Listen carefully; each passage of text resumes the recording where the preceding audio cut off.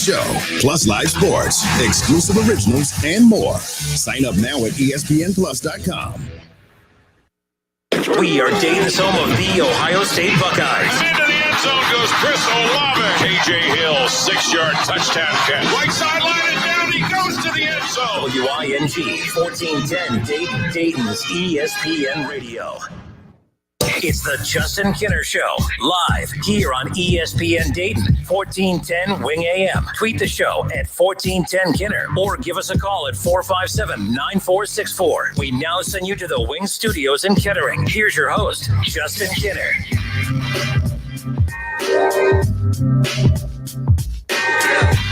So much to dive into today. 3 hours of nothing but college football and Ohio State Buckeyes talk. That is it. I've been told that we talk too much NFL, and I'm all about the listeners, so we're just talking college football today. There was nothing that happened to the NFL that's worth talking about yesterday, so just college football today. No. I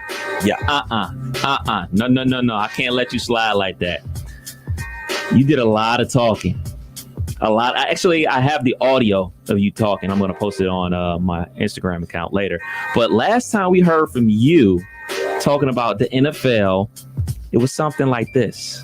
Well, yeah, I'm partway satisfied. I like your show, but there's times I just have to turn it off because you're so negative to the Bengals. What if I told you that Bengals fans need to realize that Kinner is always right? That 5-1 is not better than 5-2. They are so backwards. Like, do you remember when the Bengals were going to the playoffs and everyone knew they were one and done, and they used to say, "Well, at least we made the playoffs. You guys get the bottom pick."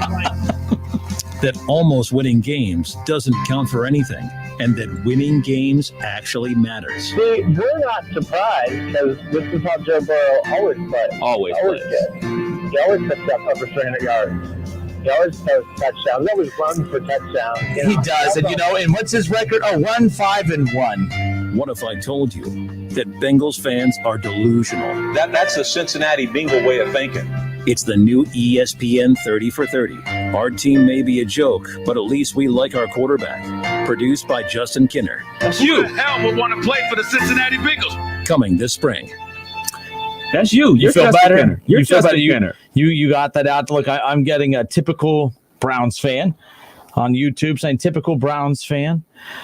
Doug Morgan says the day of reckoning is at hand. You have to pay the piper, big boy.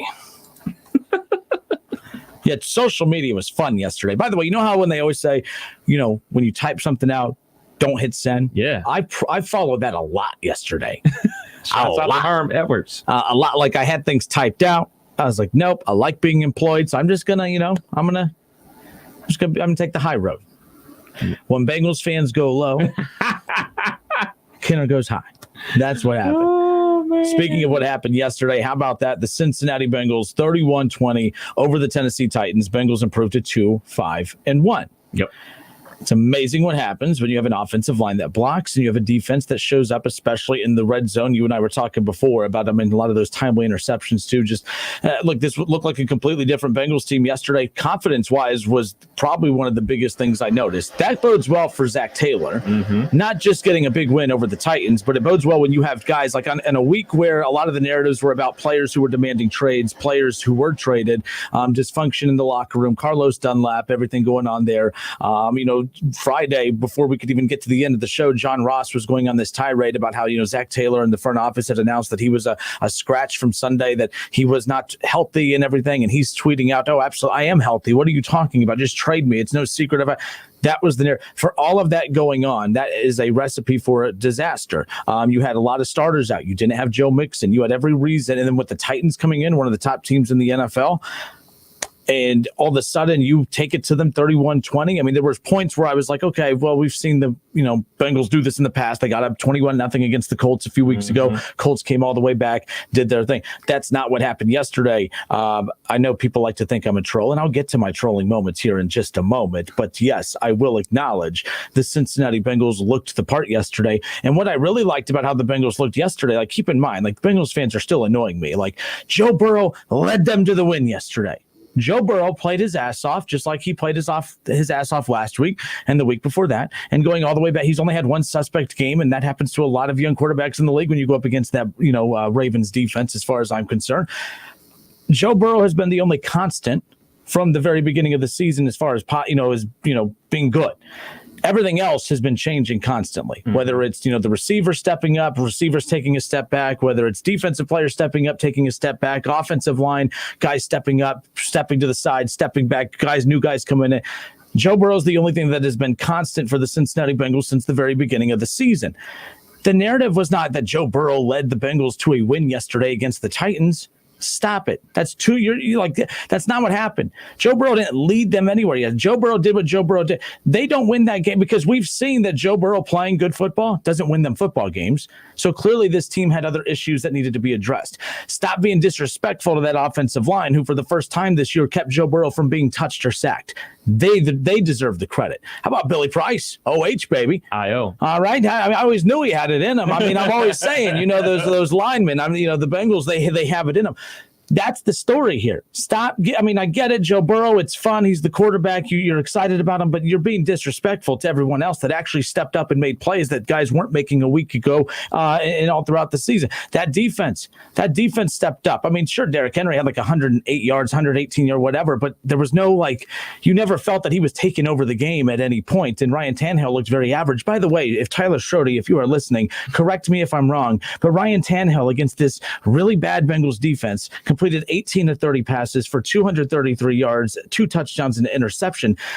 Does that seem better than a guy who threw for 5 touchdowns last week against this very mighty Bengals defense? I'm just throwing it out there, but that's, whatever.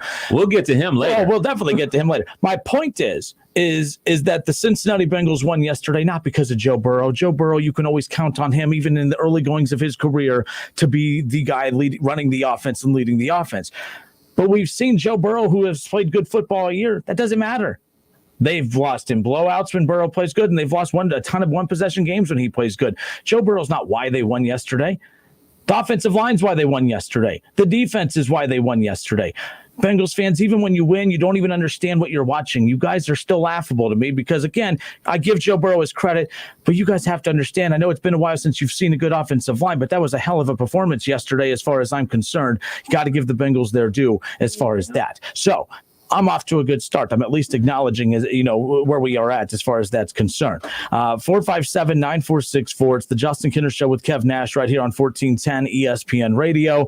And again, getting to all of your Bengals takes here as we open things up. I will say this again. That's a big win. You can't take anything away from the Bengals yesterday. Everyone counted them out. The other reason I'm happy that the Bengals won is because in my Eliminator League, a lot of people picked the Titans, and the Bengals knocked off them Titans. So the Bengals are helping me win some money. I also picked the Eagles over the Cowboys last night. The Eagles won. Some teams that I literally do not like helped me win some money yesterday. So thank you, Bengals, and thank you, Eagles. Fly, Eagles, fly, and whatever the Bengals thing is. It's who day. I want to give a special shout out to head coach Zach Taylor.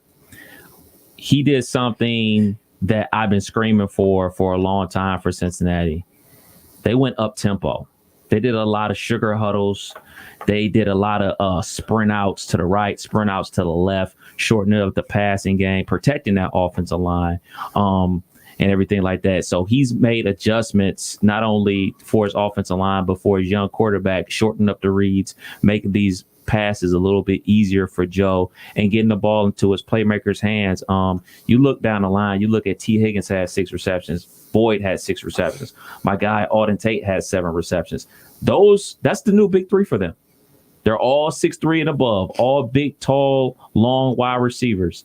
And you look at A.J. Green, the veteran, 2 catches for 19 yards. Hey, look, Bengal fans, he's being phased out. It's cool, but guess what? You still got 3 very good wide receivers on your team and a very good quarterback.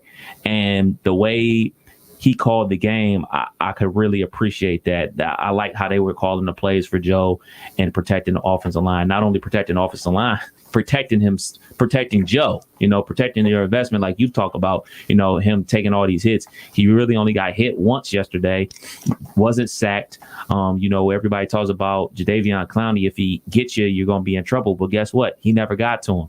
So that's kudos to the offensive coaching staff for drawing up some great plays. And obviously the defense, man, you would expect, Tennessee coming off a hard-fought loss to Pittsburgh the following week to come in and wreck shop versus the Bengals. But the defense stepped up, interceptions in the end zone, which kept points off the board. It's the best you can do is kind of like, quote unquote, hold a guy like Henry in check. But yeah, he went for 118 yards, but it wasn't that 50-yarder. It wasn't that 90-yarder that he always seems to pop and stiff-arming people left and right. Like, for the most part, they kept him bottled up. So it's kudos to the Bengals, man. They really showed out yesterday. Yep. And see, and I told you today, I'm going to come on the air. I'm going to acknowledge what the Bengals did yesterday. And I'm going to credit. Team credit. I gave him credit. Team credit. But even when the Bengals win, the Bengals fans still don't even realize what they're watching, because yesterday, oh man, Joe Burrow is why they won. Yet Joe Burrow is why they didn't lose, but why they won was that offensive line. Why they won the game yesterday was that defense. And everyone out, and right away, Bengals fans are chirping at me. They're bringing up, well, how'd Baker do? See? So over the weekend, I got lit. I'm at a buddy of mine's wedding. Shout out to the Hoop. The Hooper. Now Sarah's a Hooper too. Now. Hey, so shout out to the Hoopers. Hoopers. Shout out to the Hoopers. I'm trying to enjoy a friend's wedding, and my phone is just blowing up with Bengals fans just pissed off at me, telling me that I am biased against the hometown team. And let's be clear here. This is Dayton, Ohio. The last I checked, I have never bashed the Triangles. Let's be clear here. This is Dayton. This is not Cincinnati. So that doesn't make any sense. I think there's just as many Browns fans here as there is Cincinnati, but Bengals fans get very sensitive, and rightfully so. And it was going to bite me in the butt eventually. Eventually, the Bengals were going to get a win. They won yesterday. That's great. They're bringing up the Browns. The Browns have nothing to do with the Bengals win yesterday, because even with that big win yesterday, which we are right now, of course, in the midst of celebrating. Oh, yeah. How about the Bengals? Big win, 31-20. Still in last place. Oh, goodness. Still in last place. They did it a comedy. So you beat the Titans. 11 minutes. 11. Now let's be clear. 11 minutes. Let's be clear. What did you win yesterday? What do they win? They beat the Titans. Who are the Titans? Let's introduce you to the Titans, shall we? Oh, my goodness. I knew this was going to happen. The Tennessee Titans, I knew this baby. was gonna happen. The Tennessee Titans, week 1, they beat the Denver Broncos 16-14. Big win, right? Any win's big in the NFL. Well, here's the problem. The Broncos are 3-4. Beat them by one possession. So that's the one possession. That's the things that Bengals lose a lot of. But anyways, let's go on to the Jaguars, shall we? Week 2. This mighty Titans team, 33-30. One possession win. You barely beat the Jaguars. That's the Titans team you just beat. Oh, wait, there's more. Vikings. Keep in mind the Jaguars are 1-6 on the season, Kev. How about the mighty Vikings? Picked up their second win of the season. A lot of teams picking up only their second win in the first week of November. How about that? A lot of talent around the league. The Vikings are 2-5 on the season, Kev.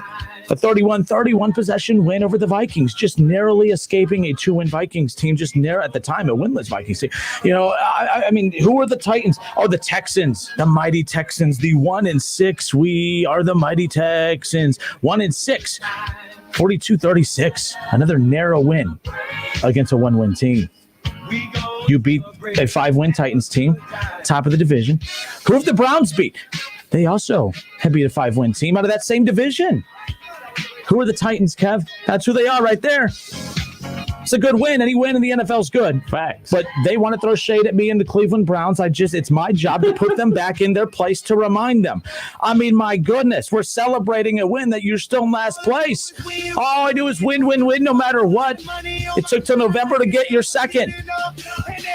You could only give them love for 11 minutes, man. I told you I was going to play nice first, and until I read the comments, I was going to wait until I read the comments. And of course, I don't have thick enough skin to do this job, so I let them get under my skin. I shouldn't, but I do. I'm a bully. I can dish it out. I can't take it. I said dish it out. Ooh. I come in as you're ready to block out the stuff that's okay, but every time someone drops a word they can't, you're the last one to get to the. Because they be coming from left field, bruh. Oh, my goodness. Jake Whiting. Oh, here we go. The Titans were in the AFC title game last year. What does that have to do with this year? What does that have to do with this year?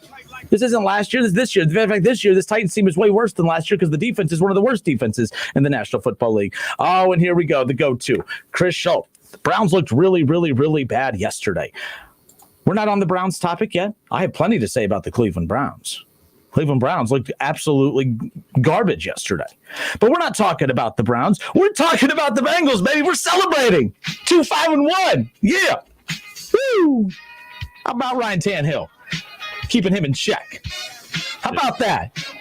Man, that Titans team. Look at that. Look at all these one-possession wins over the Jaguars. Jaguars 1-6 on the season. Took you a full 4 quarters to narrowly beat them. 16-14 win over the Broncos. Another team under 500. How about them mighty Vikings, Kev? 31-30. They beat a 2-win Vikings team who just picked up their 2nd win of the season last night. How about that? Texans 1-6. A one-possession win over them.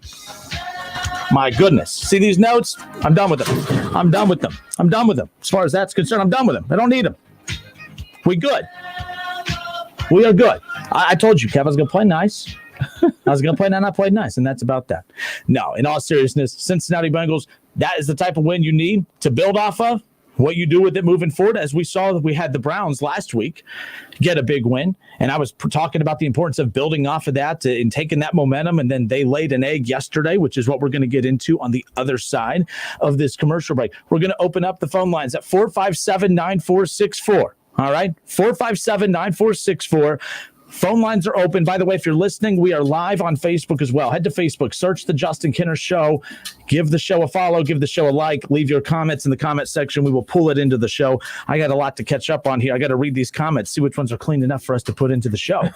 So we'll get their reaction, and we'll have more of our reaction. The Browns, well, guess what, folks? The injuries finally caught up with them yesterday. They go down 16-6 against the Las Vegas Raiders.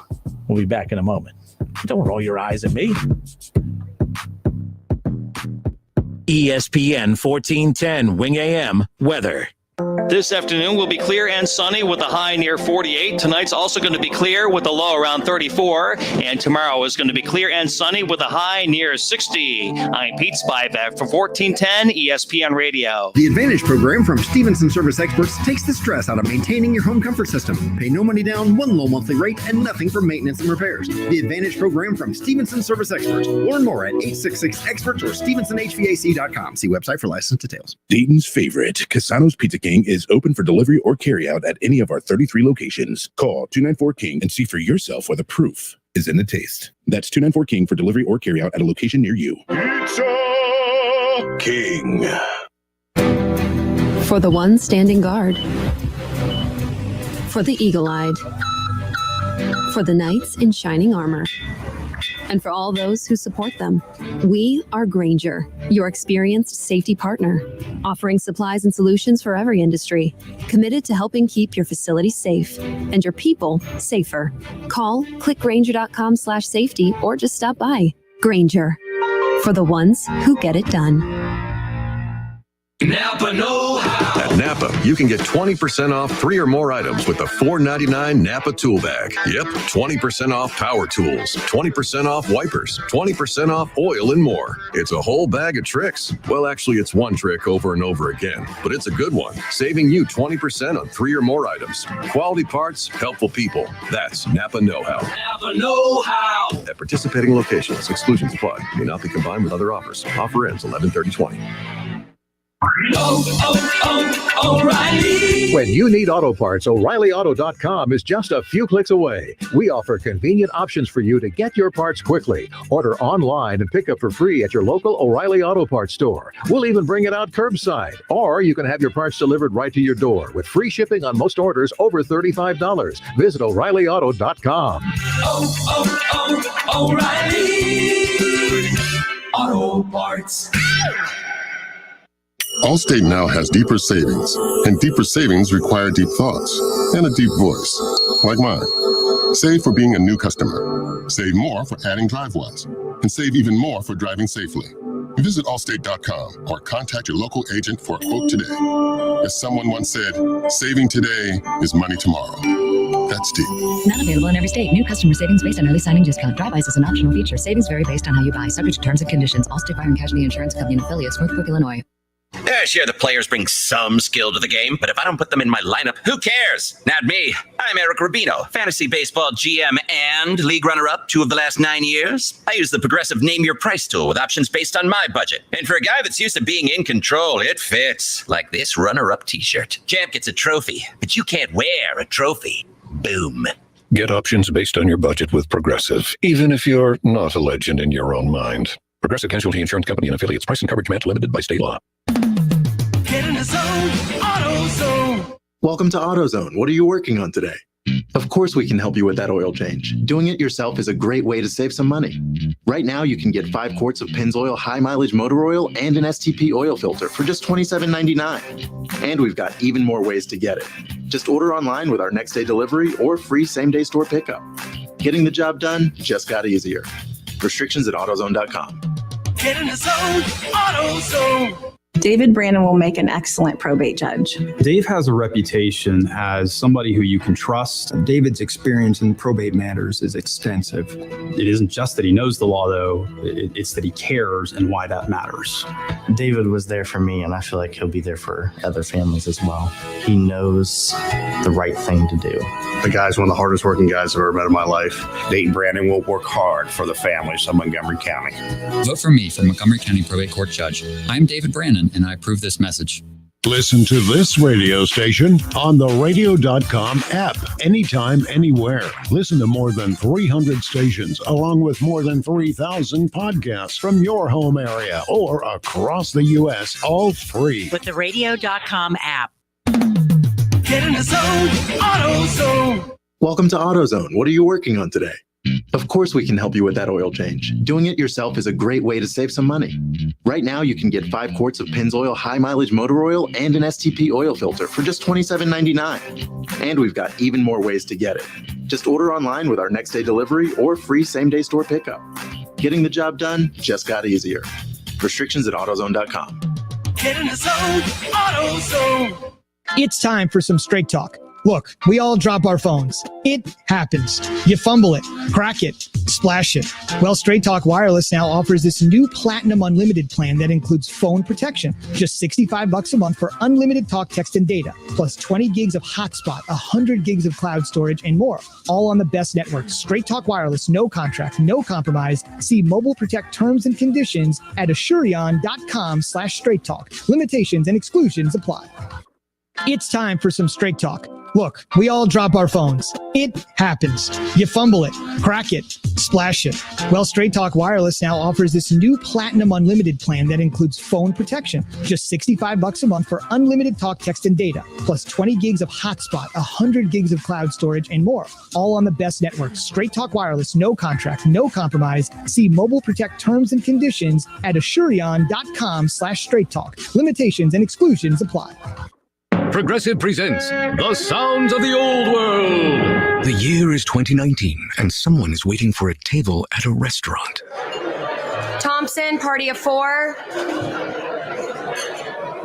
Thompson, party of 4. Thompson, oh, there you are. This has been The Sounds of the Old World. Brought to you by Progressive, where drivers can still switch and save like it's 2019. Quote today at Progressive.com. Progressive Casualty Insurance Company and Affiliates. At Shell, we know from the time you get up to the time you wrap up, good night. There's a lot of meetups, eat-ups, and hurry-ups. So come to Shell and get 3 things done at once. Fill up with Shell V-Power Nitro Plus to help keep your engine running like new. Save up with the Fuel Rewards program and never pay full price for gas again. And snack up with in-store rewards to save even more at the pump. Make the most of the stop you need to make with Shell and engines that continuously use Shell V-Power Nitro Plus Premium Gasoline. See full terms and conditions at fuelrewards.com. College football, it's the game you wake up early on Saturdays for, even though kickoff isn't until 7. The game where the Goodyear blimp becomes a Hall of Famer. The game that goes just beyond school, spirit, fandom, or love of the sport. It's the game where the comebacks happen. It's the game where anything can and will happen, as long as you have the drive. Because college football is the game that moves you. We get it because it moves us too. Goodyear, more driven.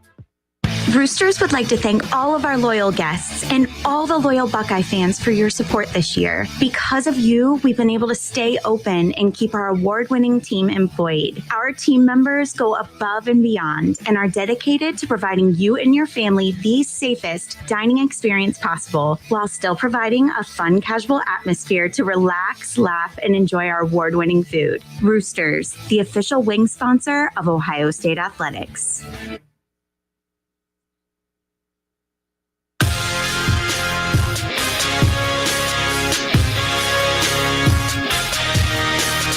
Justin Kinner, Kev Nash, back with you here on a Monday. I hope everyone had a great weekend, by the way, in all seriousness. And I was joking yesterday. I was like, oh, man, and today's my birthday. I'm shouting that out to get attention, of course. Happy born day, man. No, it's not. It's not. Oh, what happened? The Browns lost the way they did. The Bengals get a win, and all of a sudden they're hoisting the Lombardi Trophy. I have no clue what's going on right now. I mean, that's so 2020.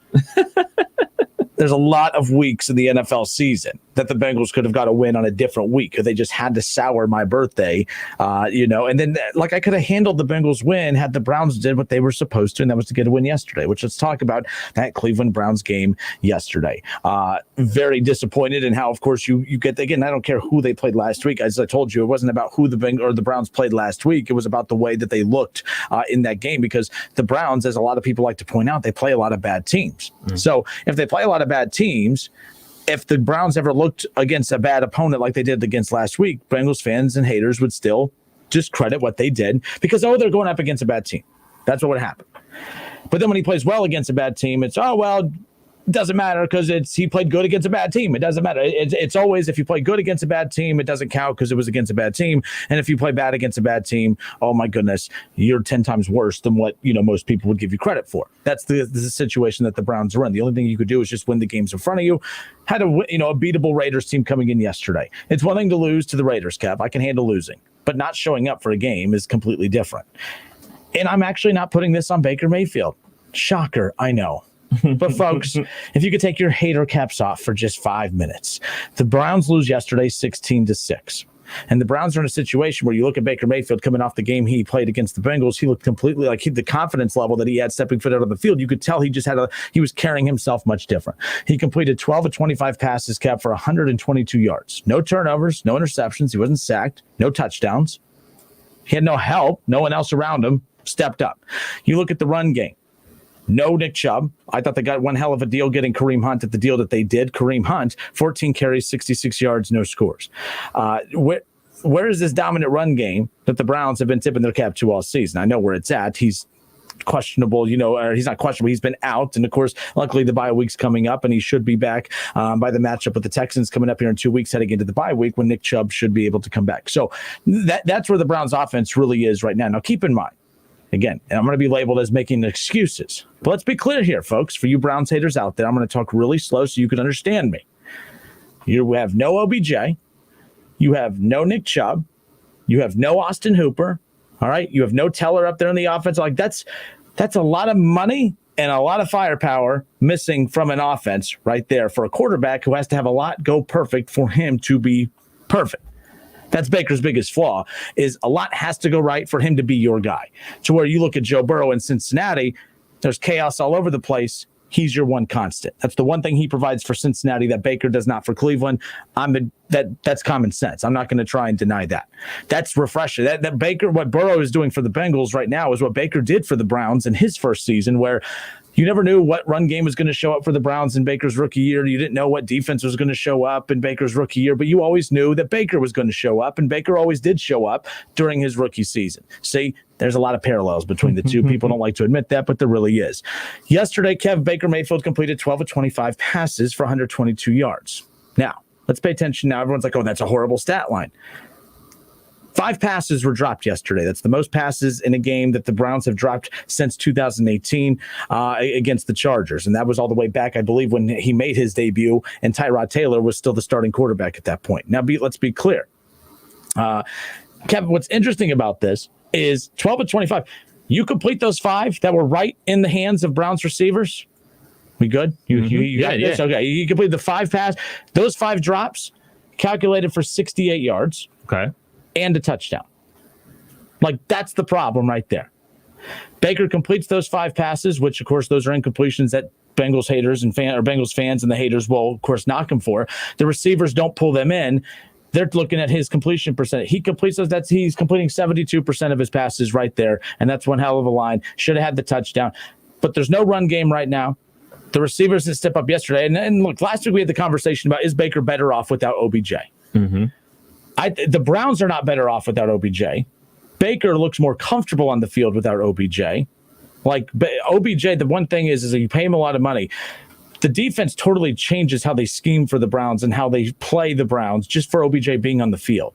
Even if OBJ isn't pulling in 100 roll two receiving, people over to him. Two people guarding him every time. Even if he's not bringing in 100 receiving yards a game and bringing in 2 touchdowns a game, his thumbprint is on every game that he is out there on the field for, whether you can, and you don't even see it in the box score. That's common sense, okay? Some people lack it. I'm just trying to bring it to the forefront so people understand where I'm coming from on this.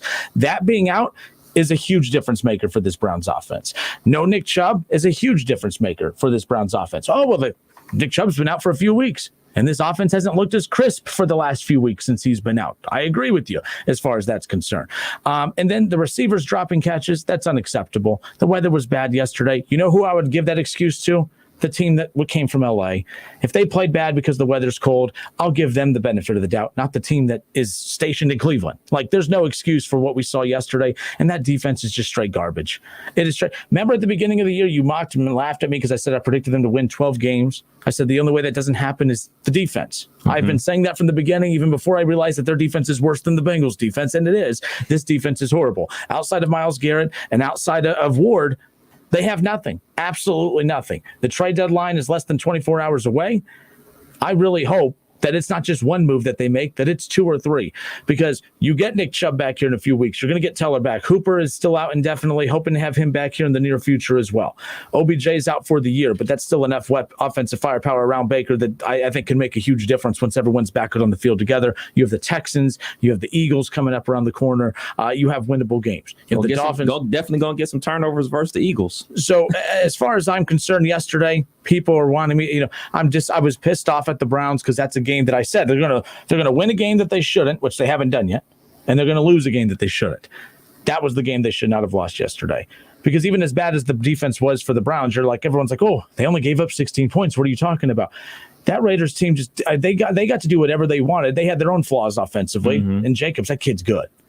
I love that kid. I mean, that's a good running back right there as far as I'm concerned. Talking about Josh Jacobs, they were riding him like crazy. Yeah, they ate up that clock like you would not believe, and it didn't matter what the Browns did late. But that turnover coming out of the second half, that reversal of the touchdown, that just killed the momentum for the Browns. Like, you can't be that soft mentally. Like, you had to come out. I love that they came out and tried to punch them right in the mouth, but then they disappeared. But that defense is putrid. It's embarrassing. You cannot put as much tension into that offense and just completely ignore what you're doing on the defensive side. I know you have Denzel Ward. I know that you have Myles Garrett. But how many times have we talked? I mean, they tried. I know they tried. They went out to get Jadeveon Clowney. Offered him a lot of money. He turned down a lot more money just to go play for the Titans and play for that bad defense. So the Browns have a lot of work to do. I just don't see them pulling the trigger on too many moves, unfortunately. But the only way they're getting better for the second half of the season is just getting healthier. And that's good enough for them to still win 10 to 12 games, in my opinion. I put a lot of this loss on the coaching staff. There was a lot of blunders made about execution and, gap fix. If you look at some of their run splits on the D line for the Browns, they were wide, like they were trying to do a pass rush in the middle of a windstorm. There was 20-mile-per winds in the state of Ohio. So they were going to run the ball. Like, you're not going to be dropping back 40, 50 times. On Friday's show, I predicted a shootout, like a Big 12 shootout. Wake up on Sunday, winds are howling. Go under, because you're not going to be able to pass the ball. You're going to be a heavy run team. And that's what they did. They ran the ball, and the opposite of what the Raiders did, they stacked the box. You can throw it as much as you want, Baker. It's no diss on you. It's just windy outside. You throw a pass, it can get caught in a wind. It can get picked off to nobody's fault. But they stacked the run, so the Browns weren't able to run. And as a matter of fact, the Browns only had 6 possessions. So it was very 1988 out there. It was run heavy. Like, that game was over so fast, because the clock just kept moving. And once the wind gobbled up that last kick, it was over. So I don't really put this loss on. Matter of fact, I don't put any of this loss on Baker. Like, he executed what he was supposed to do. Players dropped passes, and they bottled up the running game. Like, there was really nothing else he could do. The Raiders converted so many third downs because they were on 3rd and short. So many times. Yep. So many times. It was always 3rd and 2. It's a professional football team. They're going to get it. You know what I'm saying? And Myles Garrett is banged up. He's only playing on passing downs. Wasn't too many passing downs for the Raiders.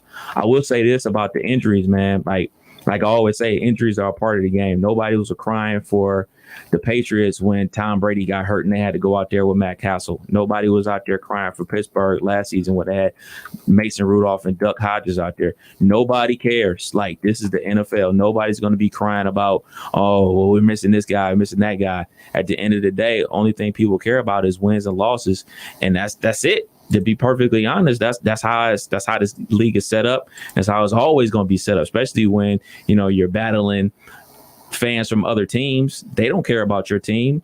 Matter of fact, they're probably hoping more dudes on your team get hurt. You know, so that's just how it goes. I mean, at the end of the day, if I told you at the halfway mark of the season the Browns are going to be 5-3, you would take it. And that's how you got to look at it. If you're a Browns fan, you like just go into this bye week, get healthy, and come out for the second half of the season.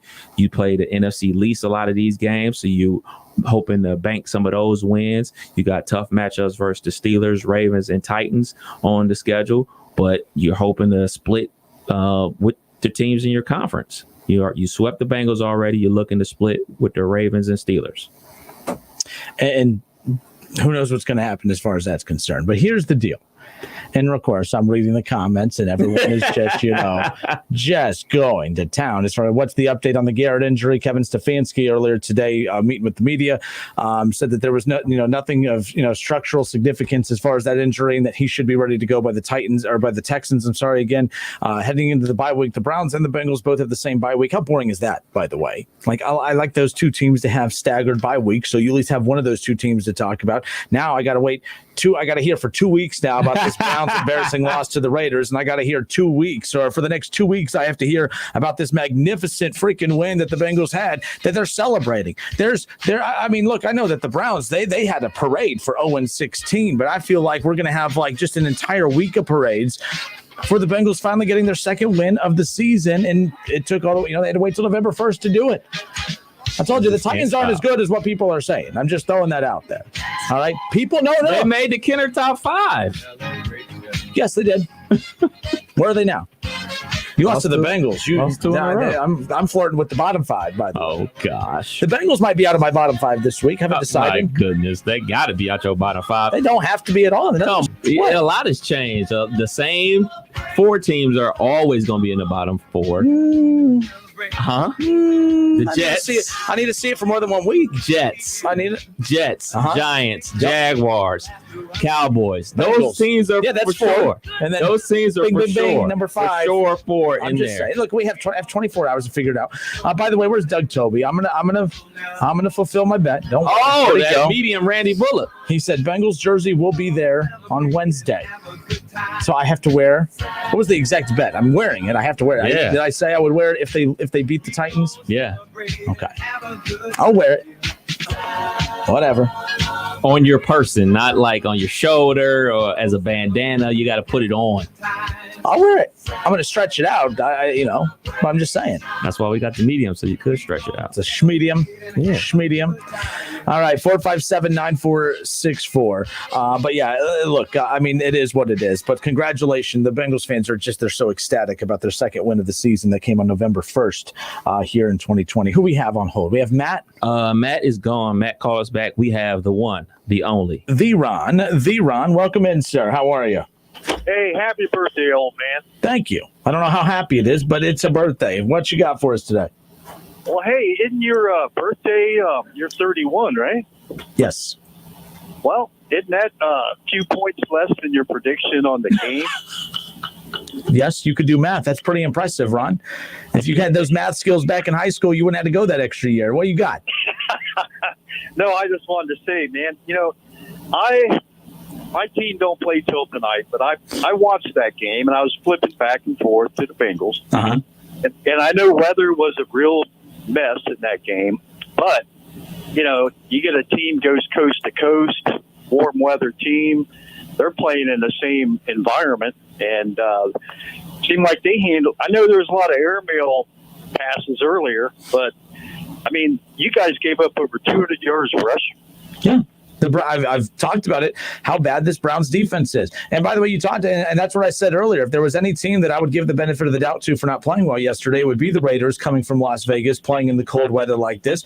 And that's not what happened. Cleveland looked like they had never played in the cold before. Right now, Baker was not the problem yesterday. The receivers not being able to catch balls was the problem. The running game, they couldn't get established. I know Teller's out, but one guy off that offensive line is not an excuse for not being able to get the run game going. Kareem Hunt's a former league leader, regular season leader in yards in the past. Kareem Hunt's he should be able to carry the load in the absence of Nick Chubb.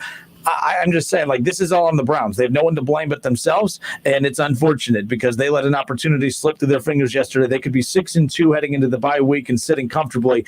Now, even though they have winnable games coming out of the break, now you're not as confident going against those teams because you lost to a team you should have beaten, the Raiders. Hopefully, though, Nick Chubb could be a difference maker coming back, and I think he will. Yeah, I'm not a Hayfield fan, but I did see your now number one receiver, Landry, drop a pass right in the breadbasket, man. Too many of those. Way too many drops. 5 drops yesterday that would have totaled over 60-plus yards. A touchdown that was reversed. Not excuses. That's just the reality of it. That's just the reality of it as far as I'm concerned. And I think what kind of swung the momentum early was, I don't follow your team too much, but that tight end fumbled that one ball and gave him on the short field. And he had a nice catch, and he went diving forward for the first down, and that was a huge, momentum turner right there. It's unfortunate. Yeah. They had a chance to build off what they did last week, regardless of the opponent being the Bengals, and they weren't able to capitalize on it. So they have no one to blame but themselves. I'm not making, it sounds like I'm making excuses pointing out the drop passes, but that's the story within the game. But they have no one to blame but themselves. That's something they got to look inside themselves and figure out, okay, you got to make sure you come out and play. They let an opportunity slip, and they have no one to point at but them. Now, do you think Stefanski got out-coached in that game? No, look, Gruden's a good coach. I think he's a little overrated as a coach. Keep in mind, you're seeing teams that are turned around like that. The Bengals, even with as dysfunctional as they are in the front office, and as much as I like to troll them, it's hard to deny that they look like a much better football team from one year to the next. This is year 3 of Gruden. And do the Raiders look that much different in year 3 than they did his first year there?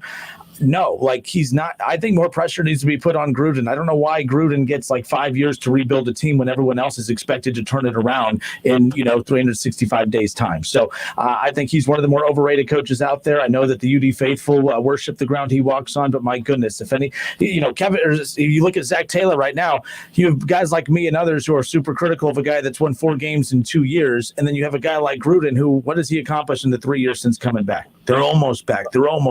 Please. Right. Well, I'll tell you what. You got to have a hats off to Tua. He played the Rams. They got one of the best deep. Aaron Donald bull rushed him. Welcome to the NFL, right? Welcome to the NFL. He got blasted. But, Ron, that's it, man. I appreciate you calling. Thanks for the birthday wish. I hope Jerry calls you. I'm waiting. He said he would be calling. I tell you that much. I'm sure he'll have a lot to say. Thanks, Jerry. 457-9464. It's the Justin Kinner Show live here on 1410 ESPN Radio. Matt Gaines on Facebook says, I'm glad you brought up the drops. Baker didn't lose that game. Defense is garbage, but I don't see them making any big trades. They aren't a couple of defensive players away from winning a Super Bowl. They'll keep their draft capital and then spend next offseason taking the best defensive draft picks and free agents available as far as that's concerned. David Shaw, crickets. What are you talking about? Crickets. What's crickets? We're talking about from Jerry. Talking about from Steve from Springboro. Crickets. What? Who we got? We got Steve. Steve, is this Steve? Is this the true American Steve or Steve? No, this is Steve from Fairborn. Steve from Fairborn. How are you, sir? Hey, happy birthday, man. Thank you. I appreciate that. Hey, Steve, call us back. We're going to go to commercial break. You get your phone figured out, and we'll get him back on the line. Don't go anywhere. More of the Justin Kinner Show with Kev Nash when we come back. I should have just listened to you the first time, We'll be back. Don't go anywhere. Welcome to another Fantastic Four golf hole experience with the Buy Golf for Half Bogey Boys. We're playing in Miamisburg at the classic Arthur Hills designed Pipestone Golf Club. Pipestone is one of the most popular courses in the Miami Valley, and it's got to be one of the best maintained, too. It's a beautiful golf course. We're at the tee on the second hole. Hole number 2 is a long par 5 and Pipestone's most difficult hole. hole. The fairway slopes severely right to left, and there's water down the entire left side, too. I bang my way up the fairway somehow, staying out of the water, and 4 shots later, I finally see the green. It's a sunken green that slopes back to front. Keep the ball in front of the hole, I try to tell myself as I launch my next shot toward the green. Miraculously, I land 3 feet in front of the hole and putted in for my bogey. That was a real test of my game. I tell you what, you should get your pals together, book a tee time, and come out and play Pipestone. Stay tuned for more Fantastic Four golf hole experiences. See you at the next hole. Visit buygolfforhalf.com for half-price golf packages from Pipestone and other great local golf courses around the Miami Valley. John McManus is running hard to be our Montgomery County treasurer. Montgomery County is already one of the highest tax counties in the state. It seems like every day we're being told to pay higher and higher taxes. Now, in the middle of a pandemic, we're told to get ready for another tax increase next year. When John McManus was vice president of the largest school board in Montgomery County, he fought against property tax increases. As our next county treasurer, he'll stand with us again. This November, vote John McManus for Montgomery County treasurer. I'm John McManus, and I approve this message. Staples helps your business go big with everything you need at amazing prices. From office essentials like paper and ink to health essentials like masks and sanitizer. Save big at Staples. Dayton's favorite, Casano's Pizza King, is open for delivery or carryout at any of our 33 locations. Call 294-KING and see for yourself where the proof is in the taste. That's 294-KING for delivery or carryout at a location near you. Pizza King. Professional painters know waiting between coats for trim, doors, and cabinets to dry is time out of your day and money out of your pocket. Bare Premium Cabinet and Trim Enamel from the Home Depot lets you finish faster. With excellent flow and leveling, it dries to the touch in 1 hour, and less dry time means less downtime. Bare Premium Cabinet and Trim Enamel, just $39.98 a gallon, and that's before the Pro Extra discount. Only at the Home Depot. How doers get more done. Available in-store and online. I left the military with a traumatic brain injury. I came home to fight depression, anxiety, and alcohol. As America's veterans face challenges, DAV is there. I'm Adam Greathouse, Army veteran. DAV helps veterans get the benefits they've earned. With DAV's help, I've built a new life for myself. With the right support, more veterans can reach victories, great and small. My victory is just experiencing life. Support more victories for veterans. Go to DAV.org. College football, it's the game you wake up early on Saturdays for, even though kickoff isn't until 7. The game where the Goodyear blimp becomes the Hall of Famer. The game that goes just beyond school spirit, fandom, or love of the sport. It's the game where the comebacks happen. It's the game where anything can and will happen, as long as you have the drive. Because college football is the game that moves you. We get it because it moves us too. Goodyear, more driven.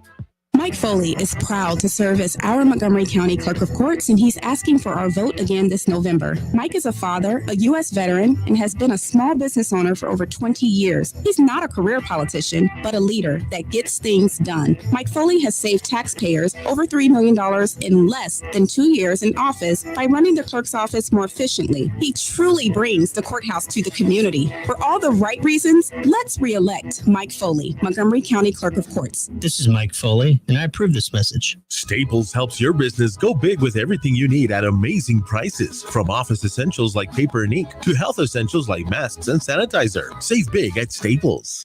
Tune in to the Keith Fire Show, Mondays at noon on Dayton's ESPN radio station, 1410 Wing AM, or stream it live at wingam.com.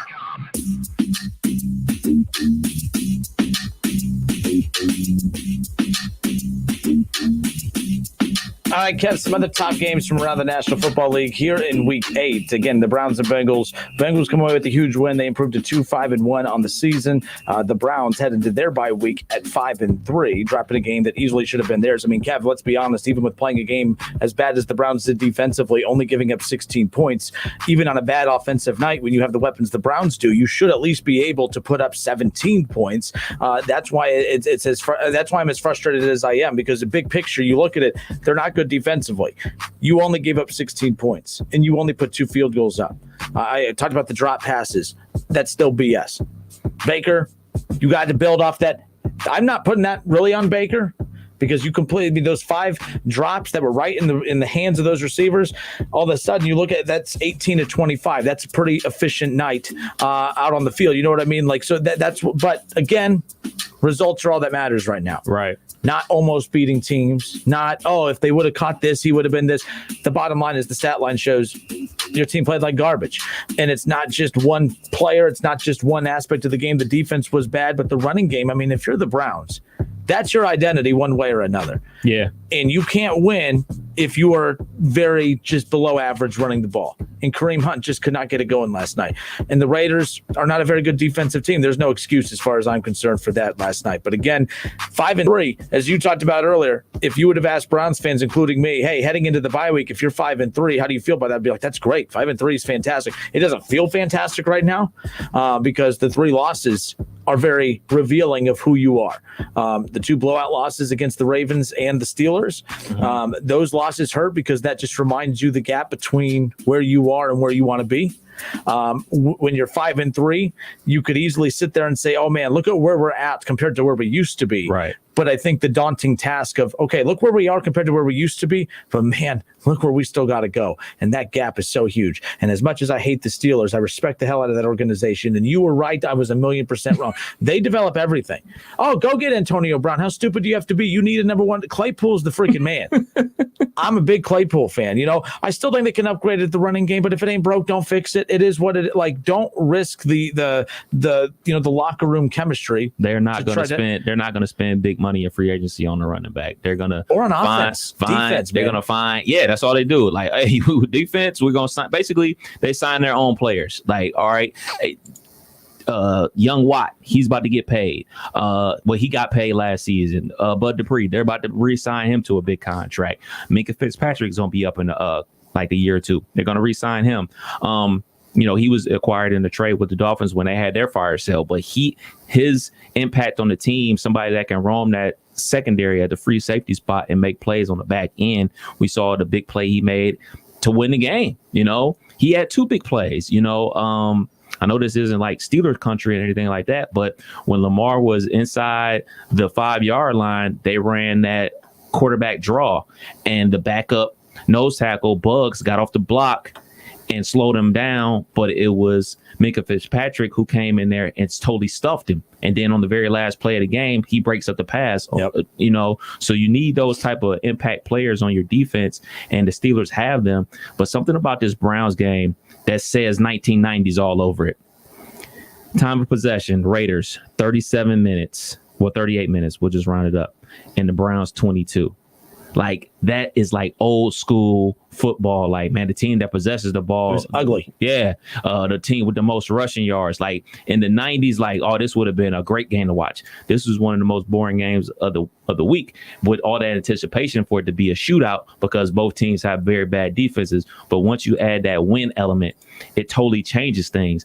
NFL players, they have no problem playing in snow or in rain. They're pros, but there's something you can't control is the wind, man. When you drop back to throw a ball and it's coming at you and then it does a curve, like, it's nobody's fault. That's the elements that you're playing in. We saw that last kick. The last kick was dead on, and then the wind said, nah, you're out of here. Well, the Raiders' first kick. Remember, the Raiders, they missed their first field goal. Like, they could have gone up early as far as that goes, as far as that's concerned. But, it's interesting as far as that goes. And Doug Toby on Facebook says the Browns 5 wins, Dallas, Washington, Colts, Bengals twice. What are you talking about? For one, the win over the Titans, it's not more. I mean, look, they're 5-2. What's the Colts record? 5-2. What are the Bengals wins over? Oh, yeah, the Jaguars, and you tied with the Eagles. Stop. Why are you throwing, like, this is the thing. Yeah, I complimented the Bengals. The Bengals got to be kicking themselves over that Colts game. If they win that and Colts that tie game, with the Eagles, dude. Yeah. Like, you're sitting at 2 wins right now. You could potentially be at 4 wins, and as much smack as the Browns are talking, you would be 1 less win than the Browns, and they really wouldn't. Then the smack talk would be even more interesting as far as but like, you're at the bottom of the basement, still looking up at the Browns. As much as Bengals are still ripping the Browns, you're still looking up at the Browns. I say that so quit it. I say that Colts lost just because you were up so big, so fast, everything like that. that Philadelphia game was pretty ugly. So it was really back and forth. So I really don't fault them for that game. But that game against the Colts is one that you probably look back at the end of the season, wherever they end up, to say, man, we definitely should have had that game. There was no reason for us to give up that game. And if they win that game, I don't necessarily think they would be talking playoffs, but I think they would be in a better spot than they are right now. No, I mean, wild card's not that out of the picture. I keep forgetting that. That's something you got to keep reminding me about. One, there's only one team per conference that gets a bye, which is the first seed. Because all day yesterday, I'm thinking to myself, as Pittsburgh's losing the game, as basically the Ravens are just running up and down the field on us, I'm thinking like, all right, it's cool. We'll lose this one. We'll get it back. As long as we get one of the first two seeds, we get that bye. And then I remembered, no, there's only one bye, and there's an extra wild card game this season. So, yeah, you're right. And Bengals fans are doing exactly what I figured they were going to do: embarrass themselves. Doug Morgan, what about missing remember the field goal they missed against the Chargers? Yeah, don't forget about that. Yes. You have found a lot of ways to lose games, and you have found a lot of pointless excuses to make along the way, like that offensive line that's so garbage, but yet it's just good enough to keep you in games to lose by one possession each week. Right? That defense that's just so bad, but yet it's just good enough to keep you in position to lose by one possession each week. Give me a break. Like, the thing is, you should be disappointed, but you should be it's not like you're getting blown out each week. Right. I think Bengals fans should feel the pain right now, because you're right. That Chargers win, or at least it should have got, you know what I mean? Like, that game was there. Should have been theirs, right? The Colts game should have been theirs. You've had chances to beat the Browns. You should have at least probably split. That's 3 wins. The Eagles had more than a few opportunities to win that one. That's 4 wins. The Titans are 5 wins. This Bengals team, they're not that far off. You're finding ways to lose games. So, again, you can't pick and choose when you want to use the rebuilding card. You know what I'm saying? Like, we're rebuilding when we lose, but when we win, we're better than the Browns. Yeah. That's stupid and laughable. I've been a proponent of saying that they're going to have about the same record as they did last year, but they'll be markedly better team. And I think the results are showing that on the field. Like, wins and loss column says they're the same, but if you just do the eyeball test, you can markedly say, like, oh man, they're way better. Look at how they're moving up and down the field. Defense is probably about the same as it was last year, but they're far more entertaining to watch. Be it I'm not a Bengals fan, I can watch them for the entertainment value. So that's one thing to look at it. Absolutely. Trey Green says the Bengals got it done finally Sunday. Almost only counts with hand grenades and bombs. So there's that as far as that's concerned. All right, more interesting games around the NFL, Kev. How about the Bills? 24-21 over the Patriots. Cam Newton completes 15 to 25 passes, 174 yards, and he's just, I gave him the benefit of the doubt the first couple weeks because I'm like, okay, coming back from COVID, and maybe it's still impacting him there. But let's be clear here. This is why I said it was a mistake for Cam Newton to come here, because you had no weapons, and you were going to be expected to win games with no weapons. And then when you lose games with no weapons, which is what is supposed, that's the norm. When you don't have weapons, you lose games. He has no weapons. He's losing games. The Patriots are actually doing what they're supposed to. And Bill Belichick sitting over there with a little smirk like, oh man, the Patriots are bad. They're losing games. He's like, yeah. Like we know this. We traded away our only first round draft pick this year. Move back in the draft to get more draft picks for the future. Who does that? When you lose Tom Brady, you think you'd be panicking and trying to add every big weapon you can to help close that gap. They did the opposite. They lost a lot of players because of COVID who opted out, which is okay. That a lot of teams dealt with that. That's not an excuse, but that's the reality of it. Let's be clear. This Patriots team, they're doing what they're supposed to. They're losing games. They're positioning themselves to be able to, in the draft. It's going to be interesting to see what happens moving forward. But for everyone out there that's doing that whole conversation about, man, Tom Brady's really winning this divorce. Tom Brady, you can't compare the two situations right now. It's not like Bill Belichick has a stacked Patriots roster and Tom Brady's playing on a stacked Buccaneers roster and Tom Brady's outperforming Bill Belichick. As good as the roster that Tom Brady's playing on with the Bucs, that's equally as bad of a roster that Bill Belichick is coaching with over here. Cam Newton made a mistake going to the Patriots because now everyone's blaming him. Oh, Tom Brady always won with that bad talent all the time. No, it was never this bad. Tom Brady, the team would not be better. Let me ask you, would they be better with Tom Brady at quarterback this year? Yes. Wins wise? Yes. They're 2-5. You think that they're 500? Yes, because it's a whole. Basically, they revamped the whole offense for Cam. This is the offense that he wanted to run. When I talk about I'm talking about McDaniels. He wanted to run when he had Tim Tebow. There's a lot of quarterback run and everything like that. But they would have ran the same offense. A lot of option routes underneath for the wide receivers and everything like that. I think if Tom was there, they would still be winning games. I don't think they would be as dominant as they were in years past. I think they would even take a step back from last year where they only won 10 games. Maybe they'll be looking around at 8-8, a 9-7 situation. But I think they will have a better record. To Cam yesterday, he played good yesterday. It was the fumble on the game-winning drive. You're inside the 15-yard line with a chance to win the game. Quarterback sweep, fumble, game time. Like, it's as simple as that. If they score and win, it's all good. Like, the stats would blur themselves to a different way. But it's the simple fact that you had the game in your hands and you fumbled the ball away. It's just that simple for me. I don't look at it any different than that. He had a chance to win the game before they even got to the end zone. He fumbled. It wasn't like they were all the way back at the other 20. They're inside the Buffalo Bills 20-yard line with a chance to win it. And everybody's going to say, well, shoot, Tom Brady always made that happen. And to be fair, 9 times out of 10, Tom Brady always made that happen. So we'll see. I just think we're not at the point yet where we can say who's winning this. Oh, no. Yeah. I'm with you there. Because what Tampa Bay is doing, they're pulling out all the stops. They're one of the few teams that's saying it's almost like they're like looking like NBA style. Like, yo, we're stacking the roster with as much talent as we can, and we're going for it because we got a shot. Why not go for it? No, I'm with you. And you look at the AFC East right now, the Bills are right there at 6-2, and the team that we just kind of chalked up as, oh, well, this is just a year to figure out what you got with Tua. The Dolphins have won 3 straight. They're 4-3. They got a win in Tua's debut in spite of Tua, who had a good, solid debut. Didn't look great. Didn't look bad. They win the game with him at quarterback, and that's all that can matter. They didn't almost win a game. They actually won a game with their rookie quarterback. So, all right, folks, hour 1 in the books, hour 2 coming up. When we come back, I can't let you slide with that, man. I can't. No, we got to hit this break. Debbie, you have to look at that. Okay. All right.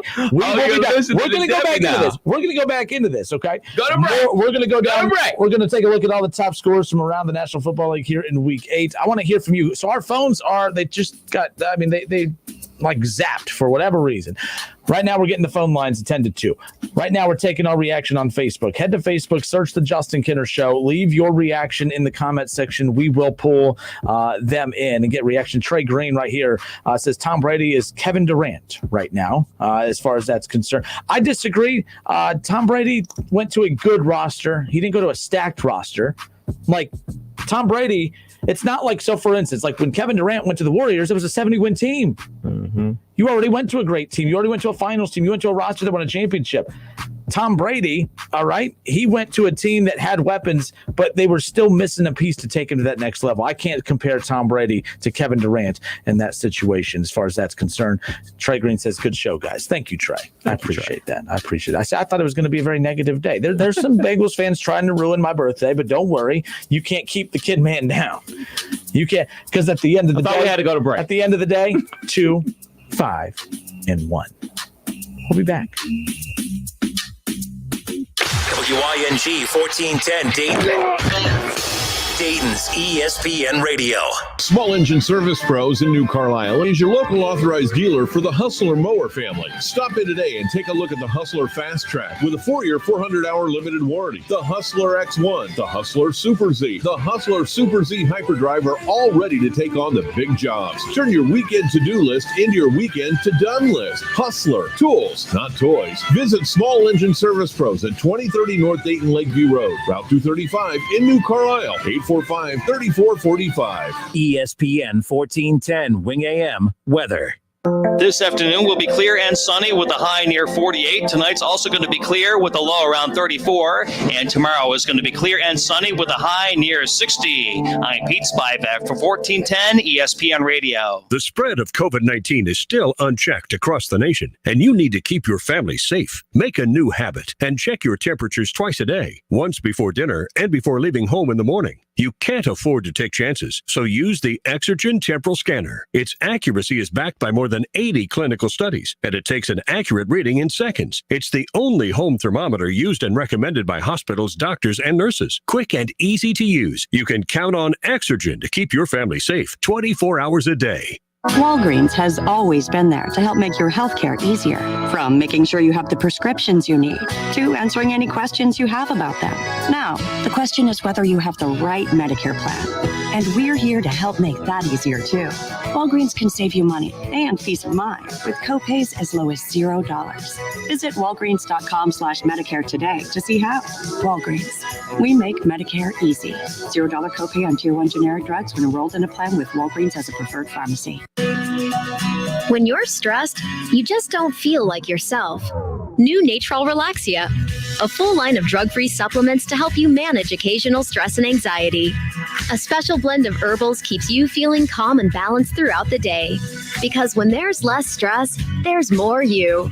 Try new Natrol Relaxia. Learn more at relaxiamood.com. These statements have not been evaluated by the Food and Drug Administration. This product is not intended to diagnose, treat, cure, or prevent any disease. Morning. How'd you get in my house, B? Through the air conditioning vent. It's dark in there. Go away. How about some Honey Nut Cheerios? Cheerios. Do I look like a child to you? Honey Nut Cheerios are tasty and can help lower cholesterol as part of a heart-healthy diet. Did you just No. I'm pretty sure I heard a It was my dryer. You might want to get that thing checked out. Have a change of heart. Honey Nut Cheerios. Learn more about Honey Nut Cheerios by picking up a box at your local store.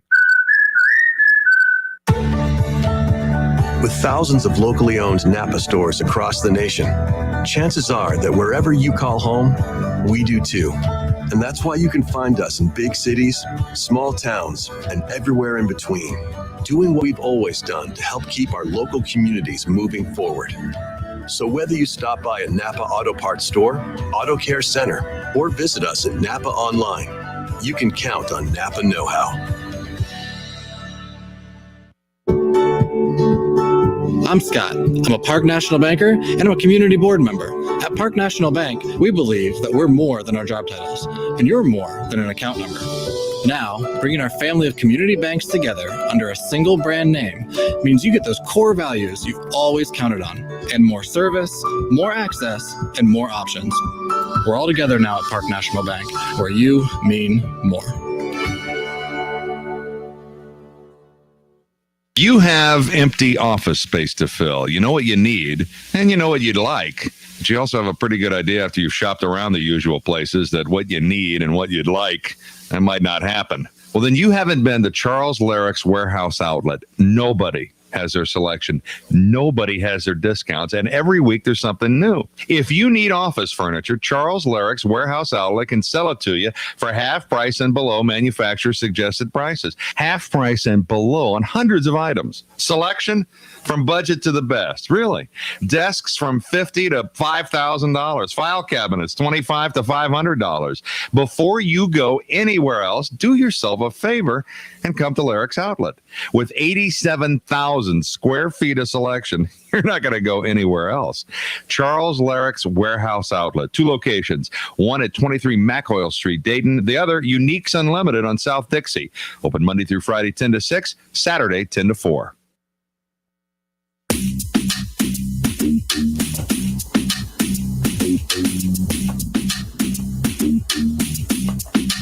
All right, we are back. Justin Kinner, Kev Nash. And Bengals fans are wondering why I made that 30 for 30. You better keep it up. I'll make another one.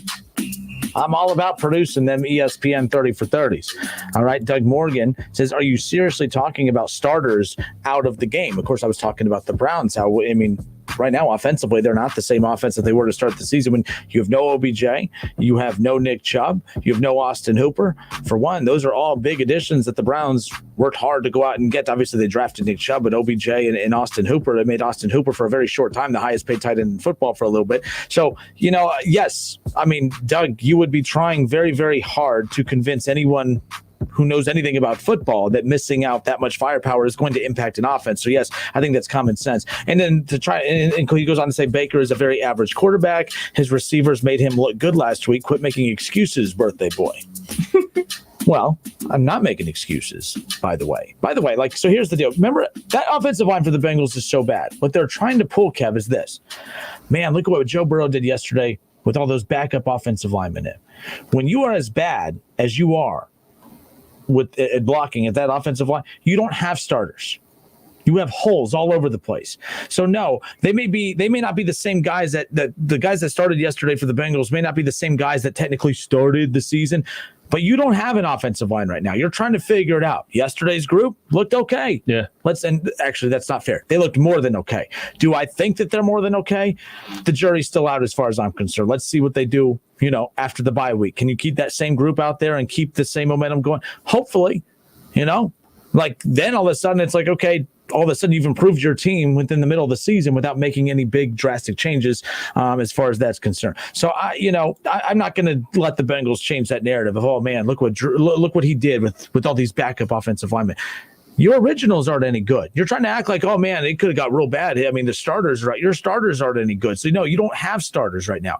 You don't have a starting offensive line. You have holes all over the place that you're trying to fix. So I'm not going to let them get away with that one, with that narrative. So their next 3 games after the bye: at the Steelers, at Washington, Giants,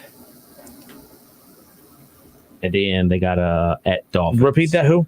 At Steelers, at Washington, Giants, Dolphins. Yeah, that's going to. And by the way, I'm not trying to be funny here. I'm not expecting them to really protect Joe Burrow a great ton against the Steelers. However, that's one hell of a way to find out what you got. You made those changes. They looked very good. They protected the hell out of Joe Burrow against the Titans. Mm-hmm. And if they can go, and I'm not saying that Joe Burrow won't get touched against the Steelers, but if you could limit we saw what they did to the Browns, and that's a good offensive line. And we saw what they did to Lamar Jackson yesterday. They made Lamar Jackson, who plays fast and knows how to play fast and under control. Lamar Jackson played very fast and out of control yesterday. Mm-hmm. The 4 turnovers, and even after the game, just said it was unacceptable. Like he can't do. Like he felt bad for his guys. As bad as he played, turning the ball over 4 times, they rushed the ball for 200-something yards. Yeah. Against one of the top run defenses in the league, and you still lost. How do you run? It's those turnovers. And that's what's sticking in Lamar Jackson. I mean, as bad as they played, they still had a chance. That pass at the end. Man, I was like, that could have gone either way. Like it was deflected and everything like that, but it was just one of those where he got the ball down the field when he needed to. Yeah. But it's just too many prior mistakes. The thing about the Ravens, and especially Lamar Jackson in their run game, is so explosive because of him. You always have to account for him. Mm-hmm. And what the Steelers were doing most of the time was making sure he gave it to the running back. We can catch the running back. We can't catch him. Yeah. So basically, unless you're Metcalf, but yeah, we're gonna make sure you give the ball on these zone reads, and then on those passing downs, we're gonna make you throw it in the middle of the field. And he doesn't excel at throwing it inside the numbers yet. So the pick 6 on the first drive, and then there was an interception at the start of the third quarter on their side of the field, which Pittsburgh turned into another touchdown, which basically won the game for Pittsburgh. Yeah. Those 2 turnovers, the other turnover was a turnover on downs. He fumbled, whatever. They were giving the ball up anyway. And then the other one, he fumbled as they were inside the 10-yard line. So at the worst, they were going to kick a field goal. They got the best kicker in the league. So they were going to get points there. So there was a lot of points that Pittsburgh kept off the board because they caused turnovers. And, you look at Lamar versus everybody else besides 2 teams in the NFL, he doesn't turn the ball over. He turns the ball over versus Pittsburgh, and he throws a ton of interceptions versus Kansas City. And I think the reason he throws a ton of interceptions versus KC is because of the pressure that Mahomes and their offense puts on other teams to say, man, I got to keep pace. Man, it's 17-3. I got to score a touchdown. Interception. That's how they get you. And then you look at the way Pittsburgh plays defense, they force him to give it to the other guys because he's the guy that can kill them. That's the game plan. Now, do other teams across the league have those chess pieces? Because Pittsburgh doesn't have the offense piece to force him to throw terrible passes like KC does, but KC doesn't have the defense to force him to give up the ball like that. So it's like a yin and a yang. So I know a lot of talk this morning on ESPN saying he's cracking under the pressure, this, that, and the third. Look what he's doing against everybody else. Like, it's specifically these 2 teams that give him trouble. So I'm not ready to jump over the ledge like that on Lamar and jump off the quote unquote Lamar bandwagon. Yes, dude, does he need to get better? Obviously, he needs to get better. But these two teams are the ones that cause him problems, and for me, it's pretty obvious that the pressure to keep pace with a explosive offense like Kansas City, it will make any quarterback try to force the ball in windows that aren't really there. Absolutely. And by the way, again, for those just tuning in, people are saying they're trying to call. I promise you the phones are down right now. We are getting those addressed. So as soon as the phone lines are back up and rolling, we will let you know. We're live on Facebook. Head to Facebook. Leave your comments in the chat section. As far as that's concerned, we could pull your comments in. For instance, Chris Schulp on Facebook says, is there any doubt that Burrow is the favorite to win Rookie of the Year? There's a lot of doubt. Justin Herbert's right there. Justin Herbert's just as good. The only reason people don't think he's just as good in this area is because, well, a lot of people around here are Cincinnati Bengals fans. There's people around that fan base over there that think it's foolish that Justin Herbert's not going to win Rookie of the Year. The bottom line is both quarterbacks are just as good as one another. In fact, if anything, Herbert does a better job of leading the team on scoring drives more consistently. He has 15 touchdowns on the season. He doesn't have as many turnovers. He has more touchdowns and less turnovers, better QBR. But Joe Burrow has more passing yards. That's fantastic. That's super. That's great. It's not all about the passing yards, folks. It's actually about scoring points. And if had the Bengals scored maybe one more touchdown in every game and one less turnover in every game, the Bengals would actually be better than 2-5-1 at this point. So, yes, there is doubt. I do believe that Justin Herbert right now, the season ended today, should be the rookie. I think it's up in the air. I think it's them two for offensive rookie of the year. Herbert had his rookie game yesterday versus Denver with the multiple interceptions and everything like that. The amount of leads that they're blowing, like it's alarming rate that they keep losing these games, like in the fourth quarter, no less. Like they're up 14, 17 points in the fourth quarter and they're losing. Like, I don't know what's going on because, perfectly honest, I haven't watched too many of their games. But like all you see from the highlights is them highlights in the first half of it, and then at the second half of it is the other team scoring left and right. I mean, one of my young favorite quarterbacks, Drew Lock, led them back yesterday over the Chargers with 21 points in the fourth quarter. I believe there was a turnover it was a pass interference in the end zone for Denver on the very last play of the game. And he basically scored a touchdown from the 1 yard line. And that was all she wrote. This comes in for you, Kev. Don Roberts on Facebook says, Kev, does the Steelers-Titans COVID bye week hurt the Steelers for second half of the season right now? Man, and yes, I believe so. But that's just the way it goes in a COVID situation. But Ravens player tested positive for COVID after the game yesterday. So now the Steelers are on lockdown. So we're going to have like a week 19 situation in the NFL. Which is good for everybody. That's a great thing. David Shaw says, you are so obsessed with QBR. I don't think I mentioned QBR. And by the way, QBR is used in every major football conversation judging quarterbacks. I watched 3 different national shows today and listened to 3 different local shows, not here in Dayton, but just around. QBR is brought up all the time. So it can't just be negated when it doesn't fit your narrative. I would like to ask one of the national guys, how does QBR factor in with the weather? Because that has to be a thing, right? Like you have to, don't they do those analytic stats for teams like the Colorado Rockies and teams that play in domes? Don't they have analytics for that? Like, they have analytics for everything now. When a half moon, full moon, partly cloudy, because if you look at the analytic portion of football, you probably should have to factor in the weather. I mean, the weather that the Browns and the Raiders are playing in yesterday was totally different from everything that was going on with the Raiders, with the Rams, and the Dolphins. You know what I mean? So, I would like to see those type of numbers. Like, for anybody to expect a 300-yard passing game for the elements that the the Browns and the Raiders were dealing with yesterday was just ridiculous. And 457-9464, by the way. And of course, I don't know. I thought the number. Hold on. Ignore that. The phone line's still down. Shaw goes on to say about the QBR. He goes, on ESPN. Okay, let's talk quarterback rating. That's used in college. That's used in the pros. That's used on Fox Sports, CBS Sports, Yahoo Sports, ESPN across the board. And guess what? Joe Burrow is still at the very bottom as far as that goes, which I don't really waving that flag right now. I didn't even bring up the QBR. I just talked about the fact that Joe Burrow, the only thing he has on Justin Herbert is the total passing yards. That's it. Not touchdown. Touchdowns matter. Why do touchdowns not matter? So are you a QBR guy? I'm all of those things. Like right away when I look at Baker's numbers, right away the first thing I look at is the rating and the QBR. First of all, those numbers are good averages of it has everything summed up into one. It includes your completion percentage. It includes your completions. It includes your the completion percentage. It includes the touchdowns. It includes everything. Mm-hmm. So why wouldn't you?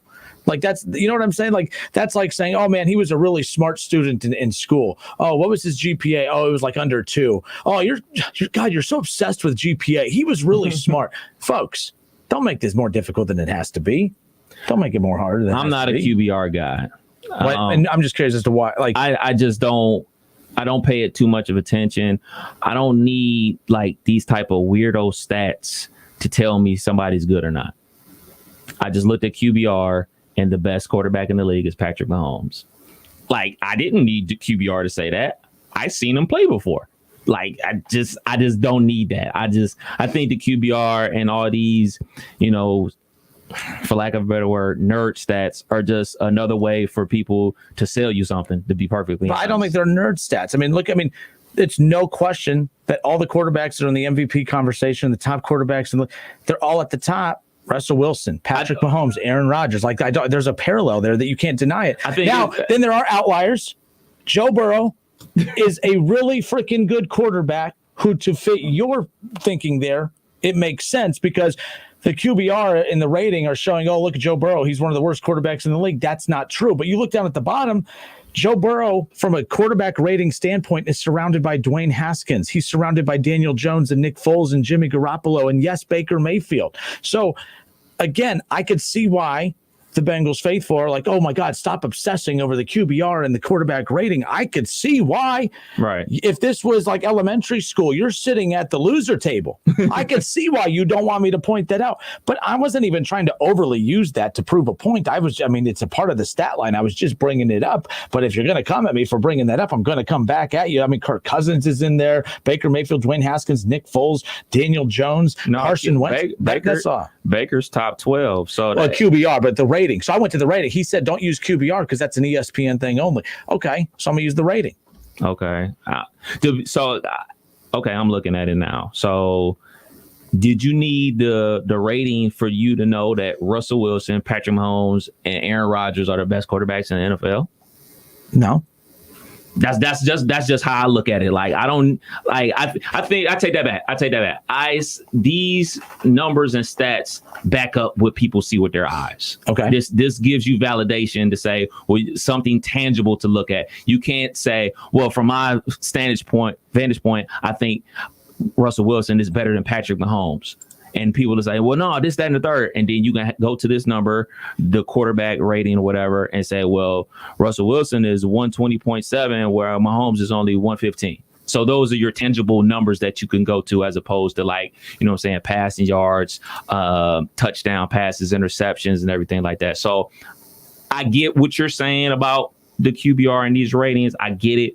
But I just think, like, I watch enough football, especially in a COVID world where I really don't do nothing but watch football. I watch old games on YouTube. So I get what you're saying. I understand it. I just think that, if you watch enough football, you know exactly who's who and who. Yeah, but for instance, for Joe Burrow, his 11 touchdowns on the season, it's not like he's leading he has 2,200 passing yards. That's fantastic. That's super. But let me ask you this in all seriousness, and we're having a non-trolling conversation. Would you rather have Baker Mayfield's rookie year, who he did not have as much passing yards as what Joe Burrow is doing at this point of the season, but he was constantly leading the Browns on scoring drives? Right. Or would you rather be Joe Burrow, who was throwing for all of these yards and not capping off drives with scoring? And it's not like they're a good running team either. Do you see what I'm saying there as far as that's concerned? Scoring matters. There's no doubt that Baker had a better rookie year than Joe Burrow, but Joe Burrow's rookie year is only halfway complete. I would like to see the rest of his rookie year to make a complete evaluation. But I think that the way that Zach Taylor is calling the offense now better suits Joe Burrow. One of the biggest things that people talked about with Joe Burrow, him coming into the draft, does he have a strong arm? Well, guess what? He was passing the ball pretty good yesterday in 21-mile-per-hour winds because they weren't dropping them back, trying to heave 15, 20-yard passes. They were sprinting them out left, sprinting them out right, passes up the seam, not deep shots, but intermediate passes. So I think Zach Taylor did a great job yesterday with play calling in the elements, unlike what they did with the Cleveland Browns yesterday. Well, see, and let's be clear. I'll give Zach Taylor this. You're right. He changed the way he called a game to fit the elements. But the way he called that game to fit the elements is how he should have been calling this game to begin with. Because I was critical at the beginning, back when they were still trying to figure this off, and they still are, don't get me wrong. The offensive line, when he was getting rocked. Yeah. He didn't get touched yesterday. Right. And I think a lot of that had to do with the play calling, too, the style of the play calling protecting him. Zach Taylor was a moron with how he was calling plays. They were too excited about, trying to recreate what he was doing at LSU, where it was just this dynamic offensive attack where it was just, basically showtime, basically it was like showtime on turf or whatever. And keep in mind, he was throwing for a lot of yards, but also he was getting hit a ton. Right. And now it's a quicker releases. And by the way, we talked about his arm strength being a weakness at the beginning, as far as that's concerned. And now who cares about the arm strength? Because if you keep throwing the ball like that, I think you're going to start to see his total yards per game start to drop, but he's going to become more efficient. Yeah. That's the thing. Whether people want to admit it or not, Baker Mayfield, minus those, and again, not making excuses, in the style of game that they were using Baker Mayfield, where he was throwing less, he was more efficient than Joe Burrow, who was throwing 40-plus times and getting rocked, throwing for a ton of yards, but it wasn't leading to any scoring. It's only thrown 11 touchdowns. And by the way, 5 of those, and people like to do that whole game about, let's take Baker's success and subtract the Bengals out of it and see what's left. Let's subtract the Browns out of Joe Burrow's success, folks. He's 0 for 2 as far as wins are concerned. I know that doesn't matter to Bengals fans, but that matters. And also, he only has 11 touchdowns on the season. 5 of those are against the Browns. So let's stop acting like the narrative that everyone tries to pin on Baker doesn't exist for Joe Burrow. However, as of what we've seen from Baker, the ceiling's way higher for Joe Burrow at this point, unless Baker, finds a way to recreate. I liked what I saw against the Bengals last week. It started off that way against the Raiders, confidence-wise, but man, those drop passes were brutal. I'll be more concerned if when Teller comes back and you have Nick Chubb. I'll be more critical then. I'm not going to be critical based on yesterday, because I was more critical of the receivers dropping 5 wide open catches as far as that's concerned. So, all right. Nope, we still don't get those phone lines up, right? I'm assuming. No, that's a habit. I just like throwing that number out there. You are listening, though, to the Justin Kinner Show here with Kev Nash on Dayton's ESPN radio station 1410 Wing AM. Chris Schultz says Burrow is top 3 in passing and completions. Folks, I get that. I'm not arguing that. I'm acknowledging that. But let me ask you, Schultz, okay, I'm going to, again, taking my trolling hat off. Would you rather have your quarterback throw for a ton of yards and not score you a lot of points? Or would you rather your quarterback throw for less yards like Justin Herbert and score you way more? I would rather have a guy like Justin Herbert who's throwing 15 touchdowns, throwing for 1,800 yards and not turning the ball over, versus Joe Burrow, who has more turnovers, who has more passing yards, and way less touchdowns. That's all. It is what it is. Any college football talk today? David Shaw, just because you don't like what I'm talking about, we rarely talk college football on Mondays. We usually spend a lot of time on Tuesdays. If you would like us to talk about how your team sucked once again after last week, you tried telling us how great Jim Harbaugh was. Sure, we could try that. The guy that tried to walk on water and is right now reaching for a life preserve. Yeah, we could talk about Jim Harbaugh in Michigan when we come back. You want to do that? Mm-hmm. It's a Dayton connection to that game, too, by the way. So many. Ann Anderson says, please stop saying as far as that's concerned, it's so annoying. Go back to Journalism 101. And I appreciate you listening. And as far as I'm concerned, I really don't care that annoys you. We'll be back in a moment. And go back to Journalism 101. First of all, Journalism 101. Is there really a chapter? Chapter 1. Stop saying as far as that's concerned. Please report to Building 5, Room 104, as Professor Ann Anderson leads the way. Mrs. Know-It-All Ann Anderson will teach you how to host a radio show. And as far as I'm concerned, she's the best in the business. We'll be back in a moment. Don't go anywhere. Thanks for listening, Ann. John McManus is running hard to be our Montgomery County Treasurer. Montgomery County is already one of the highest tax counties in the state. It seems like every day we're being told to pay higher and higher taxes. Now, in the middle of a pandemic, we're told to get ready for another tax increase next year. When John McManus was vice president of the largest school board in Montgomery County, he fought against property tax increases. As our next county treasurer, he'll stand with us again. This November, vote John McManus for Montgomery County Treasurer. I'm John McManus, and I approve this message. If you're driving less, you could be saving more on car insurance. Save money with Paper Mile Insurance from Allstate. Call a local Allstate agent and get a quote. Advance is helping you get your engine ready for the road this holiday season with the right oil, the right filter, at the right price every day. Get 5 quarts of full synthetic Mobil 1, Valvoline, Castrol Edge, or Pennzoil Platinum with the Mobil 1 oil filter for just $33.99. Plus, this holiday season, get a $25 NBA store gift card and 2 times Speed Perks points instantly with the purchase of 5 quarts of Mobil 1. Advance your auto at Advance Auto Parts and participating CarQuest locations. See store for details. You're ready to get back into yoga, so you order the essentials: a non-slip mat, yoga blocks to keep balance, and an exercise ball. And you use your Bank of America Cash Rewards credit card, choosing to earn 3% cash back on online shopping and up to 5.25% as a preferred rewards member, which you put towards your most essential yoga gear. Noise-canceling headphones. Welcome. Take a deep breath. Breathe. Apply for yours at bankofamerica.com/more rewarding. Copyright 2020 Bank of America Corporation. Walgreens has always been there to help make your healthcare easier. From making sure you have the prescriptions you need to answering any questions you have about them. Now, the question is whether you have the right Medicare plan. And we're here to help make that easier too. Walgreens can save you money and peace of mind with copays as low as $0. Visit walgreens.com/Medicare today to see how. Walgreens. We make Medicare easy. $0 copay on Tier 1 generic drugs when enrolled in a plan with Walgreens as a preferred pharmacy. When you're stressed, you just don't feel like yourself. New Natrol Relaxia, a full line of drug-free supplements to help you manage occasional stress and anxiety. A special blend of herbals keeps you feeling calm and balanced throughout the day. Because when there's less stress, there's more you. Try new Natrol Relaxia. Learn more at relaxiamood.com. These statements have not been evaluated by the Food and Drug Administration. This product is not intended to diagnose, treat, cure, or prevent any disease.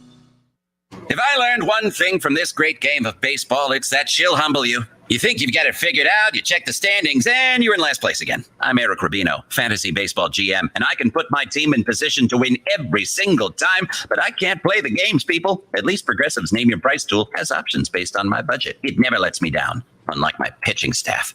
Amateurs! Get options based on your budget with Progressive, even if you're not a legend in your own mind. Progressive Casualty Insurance Company and affiliates. Price and coverage match limited by state law.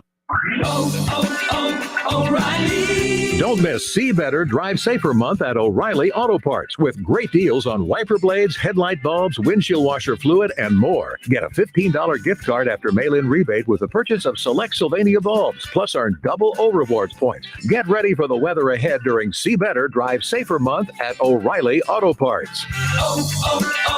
O'Reilly Auto Parts.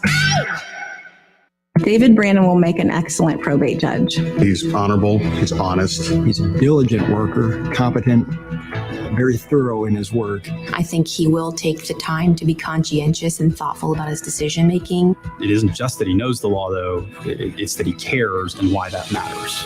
David Brandon will work hard for the families of Montgomery County. David was there for me, and I feel like he'll be there for other families as well. He knows the right thing to do. I am David Brandon, and I approve this message. The Montgomery County Veterans Service Commission is here to assist veterans during this COVID-19 pandemic. Even though we are not meeting face-to-face, we are here for you. We understand it is a difficult time with this virus threat and the strain of implementing social distancing. For those Montgomery County veterans who have lost their source of income due to their employers having to close or reduce their business hours due to the COVID-19 pandemic, you may be eligible for COVID-19 special financial relief assistance. Please contact the Montgomery County Veterans Service Commission at 937-225-4801 Monday through Friday for more information or to have an application sent to you. You can also visit mcvsc.org. The Montgomery County Veterans Service Commission is here to help Montgomery County veterans during the COVID-19 crisis. Call 937-225-4801 Monday through Friday or visit them online at mcvsc.org. Hey everybody, it's Stephen A. Smith, and everyone knows my feelings on Cowboys fans. But really, Justin Kenner, you're a Cowboys fan and a Browns fan? Good Lord have mercy. I don't know what the hell to do with y'all. I really don't. It's the Justin Kenner Show with Kev Nash. Weekdays from 3 to 6 p.m. on 1410 ESPN Radio.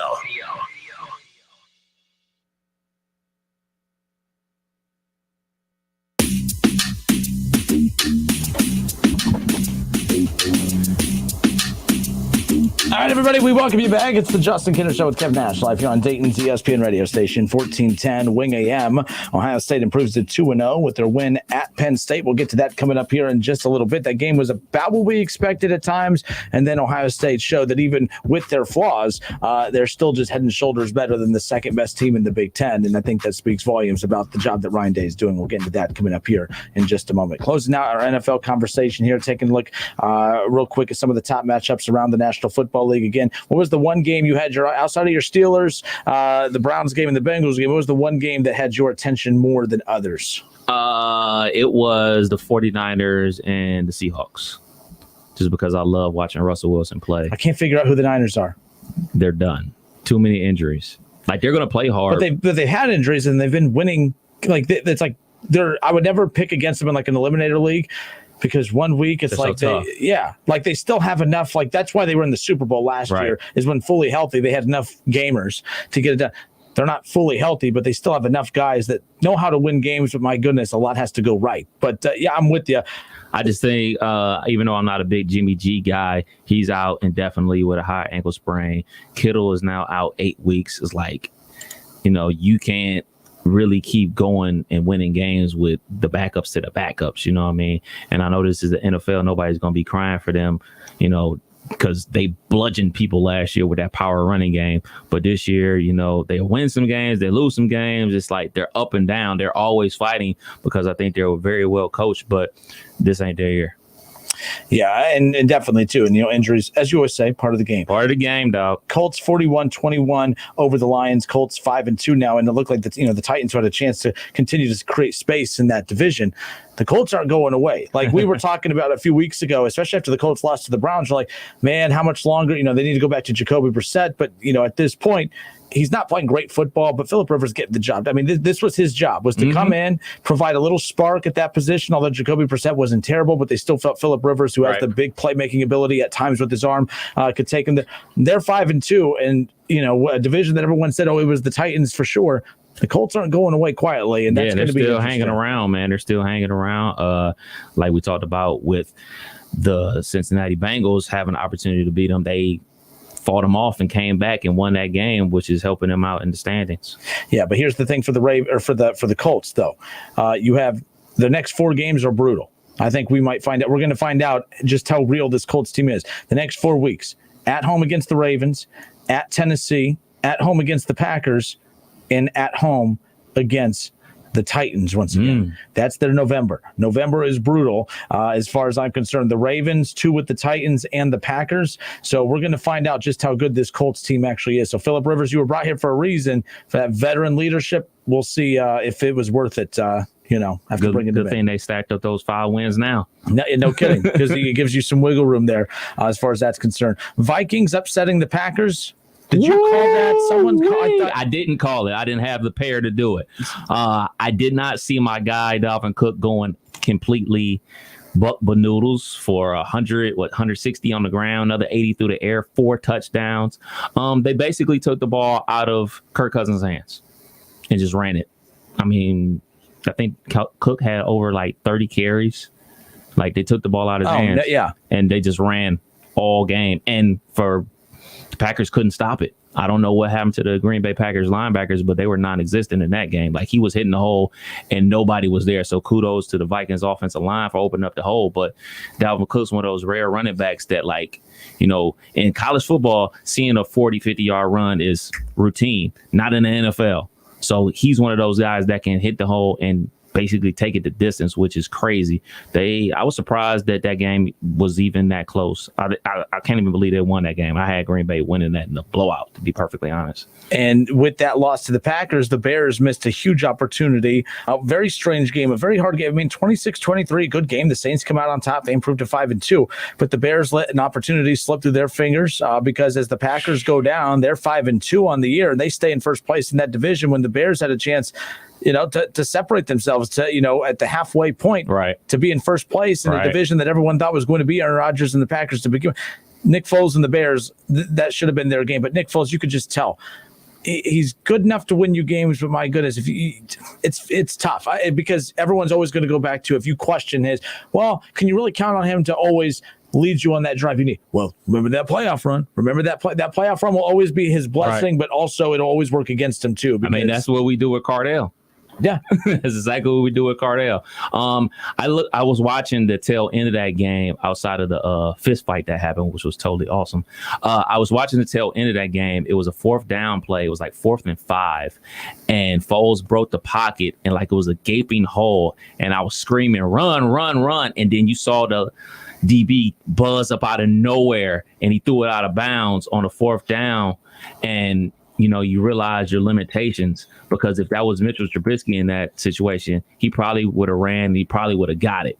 But, Mitchell Trubisky doesn't make the right decisions with his arm. So it's kind of like, man, you wish you could put Nick Foles' brain and arm in Mitchell Trubisky, because Mitchell Trubisky could have made that first down for them in that crucial setting. How about Patrick Mahomes and the Chiefs, 35-9 over the Jets? The Jets, Jets, an easy one. Patrick Mahomes completed 31 of 42 passes for 416 yards and 5 touchdowns, and the Jets are 0-8, and somehow Adam Gase is still a head coach. Look, changing your coach, I don't know what it does for you. I think the Jets right now, their idea of tanking is keeping Gase in place. Adam Gase, you need to finish your mission. Your mission this year is to keep them in position to get the number 1 overall pick, whether it's drafting Justin Fields or Trevor Lawrence. It doesn't keep us on pace to have that number 1 overall pick. Adam Gase, that's your only job the rest of the year. Yeah, that's exactly what you do. You keep him, because you know what'll happen. You'll get your interim coach in there. You get those spark wins. Yeah. He'll come in. He'll come in because he has something to prove, because he's like, look, this is my opportunity, and he's going to sell that to the rest of the team, and they're going to come out and play with their hair on fire and win a game or two, and then you ruined it. I know the Jets are basically a fire sale right now. They traded one of their D linemen down to Tampa Bay. They just traded linebacker Avery Williamson to the Pittsburgh Steelers for a 5th round pick. It's a fire sale there. So Jets ownership and management is basically saying, Adam Gase, let's ride this all out to 0-16. We don't need any blunders. We don't need any wins. Let's go ahead and get this 0-16, and we can draft us a franchise quarterback or a franchise left tackle, and you can get up out of Dodge. Sarah Little says, funny your phones are busted after a Browns loss and a Bengals win. You're catching on. You're catching on. How convenient, right? Hey, look, I could take all the smoke. I'm doing a great job today. I've already been called an arrogant SOB. So, woo! I mean, there you go. I would love to take calls. And actually, our engineer has already texted me saying he's already in the midst of taking care of it. So just give it time, Sarah. Give it time. We'll definitely get to it. Ron, of course, jumps in there, says Browns get spanked. Funny you're not taking calls, just like Sarah said. Now they're all ganging up. Glad they're after you and not me. Oh, well, you're the nice one. You're the good cop, bad cop as far as that's concerned. Justin Nichols says, Minnesota took the blueprint from Tampa to beat the Packers as far as that's concerned. Going back to, talking about the Packers a little bit ago. So just going back to some of those Facebook comments. But as we close out, just looking at some of the games, the Eagles 23-9 over the Cowboys. I'm telling you right now, how do you pronounce DiNucci? Is that Ben DiNucci, the quarterback for the Cowboys? 21 of 40, 180 yards, just brutal. You joked. I told Byers your joke. Said no one knows. The only people in the history of the world that know who this Ben DiNucci is his parents, because no one else has ever heard of this guy. Look, the Cowboys, Justin Fields is their target. I'm telling you right now. Justin Fields is their target. You have maybe it should be Ryan Day. Yeah. I mean, do you remember? Did they go after Lincoln Riley hard? Did they even offer him? I don't remember that. All I remember is Lincoln Riley coming out and said he wasn't going anywhere, and that was it. Like, there was no more buzz. After once he came out and said, I'm not going anywhere, I'm here. And good for him, but maybe we should make that phone call again. But this is why I always talk about coaches who should get out of college while their stock is at an all-time high. Like, I don't think Lincoln Riley's stock's going to – I think it's already taken a hit just by the way they performed this year. Mm-hmm. He should have left college when he had the shot, because the Cowboys probably would have overspent to get him last year had he been at least open to leaving. I think the Cowboys probably wanted him, but he shut that down right away. And what I mean by that is now if he wants to come out, I think the Cowboys would be interested, but I don't think that the appeal is as much there. And I know it sounds petty, just 1 year can just drain everything. But that's why I'm telling you, Ryan Day, I still think at some point goes to the NFL. And if they win a national championship this year, he might follow that. He might look at Lincoln Riley and say, man, the interest in him dropped just because after, his resume was at an all-time high. You take one or two just average bumps along the road, all of a sudden you're not you're not on the tip of the tongue of a lot of NFL GMs. That's all I'm saying. I'm not trying to stir the pot as far as that's concerned, but look out for that type of thing. I mean, there's a reason, that a lot of coaches, bail for college when the getting's good, because for Lincoln Riley, it would have made sense. Leave after last year, go to the NFL. If you fail, you're still going to be remembered as the head coach that left after, of course, getting to the playoffs for 4 straight years, having a quarterback in the Heisman finalist for how many straight years after back-to-back Heisman finalists between Baker and Kyler Murray. Not that is gone, but the last thing that college coaches and programs are going to remember is this last year with Oklahoma. So Ryan Day, I'm not saying that he's heading in that direction as Lincoln Riley, but I'm just saying, just look out for that. Who's the last college coach to make the jump and have success? Cliff Kingsbury. Cliff Kingsbury. Right. And he got fired from his job.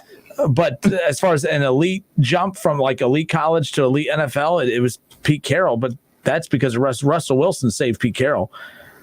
I mean, Pete Carroll was on his way out of Seattle.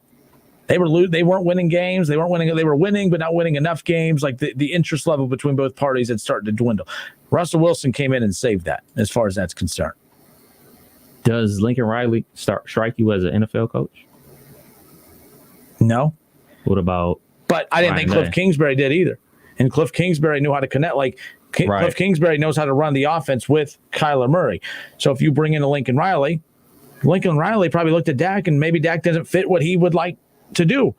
Now, would Justin Fields do that? I don't know. Trevor Lawrence do that? I don't know. I mean, that's the thing about college. You get your guy in college. Right. You don't always get your guy in the pros, and that could have been one thing as far as that's concerned. All right, we're wrapping this part up here. Chargers, Broncos, 31-30. The Broncos over the Chargers, 2-5. Justin Herbert, 278 yards, 3 touchdowns, 29 of 43. And the Broncos quietly 3-4. Mm-hmm. They're just, Lock's out for the year. No, Drew Lock is back, baby. He's back. I didn't even pay attention to. I didn't watch that game at all, anyways. But I'm pulling this up real quick because I am curious. How did Locke look? 248 yards, 3 touchdowns, and there's solid return. Solid return. So the Broncos, look at the quietly at 3-4. It means nothing, but they're quietly winning games as far as that is concerned. And then we talked about the Falcons, 25-17 win over the Panthers, that ugly Thursday night game. And then tonight, Monday Night Football, Buccaneers and Giants, Tampa Bay, 12.5-point favorite as far as that's concerned. Tampa Bay. This is your opportunity to get in my top 5. Tampa Bay. They should be in your top 5 already. But Antonio Brown going tonight? I don't think so. I think it's after this week. It's week. This is week 8. My bad. I already knew that. I'm losing my mind. I did want to touch on the Dolphins. Rams, that's the game I skipped over. Yeah, not purposely. Yeah. I gotta see more, and this is no knock on Tua. I just gotta see him do anything. Like, he didn't need to. The defense scored, special teams scored. I think the defense scored twice, matter of fact, for the Dolphins. He didn't have to do anything. This is no knock on him, but before we're out the gate saying he's next, he didn't even get a chance to do anything because they jumped up 28-7 off the rip. So why put him in a position to drop back and throw a ton of passes? Hey, we're going to hand the ball off and get out of Dodge with this victory. So, to be perfectly fair, I got to see more from Tua before I'm going to jump out the ledge, because they didn't score in the second half, but they didn't need to score in the second half because the Dolphins defense shut everything down for the Rams. How good is this Dolphins team? They've won 3 straight in a winnable division, because finishing in second in that division could still get you in the playoffs. Right. I mean, that defense is legit. The AFC North will be why the Dolphins maybe don't make the playoffs, because there's 3 playoff teams in the AFC North if they started today. Right. If that Browns team is what we saw yesterday, I mean, again, we keep playing that game. And they've looked really good against the Bengals. Man, if that's who they are moving forward, they're in good shape. All right, they look horrible against the Raiders. Now, I don't know. If that's who they are moving forward, they're out of it. We could play that game with every team every single week. But let's be clear. The one thing about the Browns that just makes me want to just bash my head against the wall is they're never the same damn team 2 weeks in a row. They were on the 4-game winning streak. But even then, there were still question marks about, okay, can they play from behind? Can Baker, the quarterback, lead them to it? It's fine to count on the run to win. You can win a lot of games relying on the run, but can you rely on the quarterback? Then the games that Baker's been playing better in, there's been no run support with it. It's like nothing's ever clicking, and that's football. That's especially at this point of the season.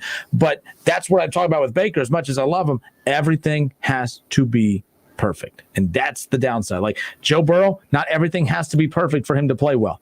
The Bengals are in better shape there because of that. Like it's easy. It's going to be easier to build around Joe Burrow because you know that, man, this is a year that you can look at Joe Burrow and say, hey, things aren't perfect, but we know what we're going to get out of him. Right. With Baker, things have to be perfect to get the best, to get the most out of Baker. And sometimes that can it can financially exhaust an organization. And it could mentally exhaust an organization. You know what I mean? So that's the thing as far as that's concerned. The great quarterbacks in the league can lead you to wins when your team's not playing well. But there was no leading Cleveland to a win yesterday with how bad that was. Oofa. So currently, we'll just go currently. If the playoffs were to start today in the AFC, Pittsburgh Steelers will have that first round bye. It will be KC versus the Raiders, Buffalo versus the Browns, Titans versus the Colts. Buffalo versus the Browns, you said? Hold on, let me make sure I'm doing this right.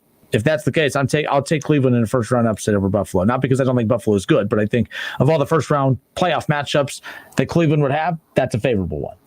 That seems odd, though. Why would they play Buffalo? That's not right. I read it wrong. They'd get thrown to the Wolves right off the bat. So we'll come back. I gotta look at that real quick. All right. So here's the deal.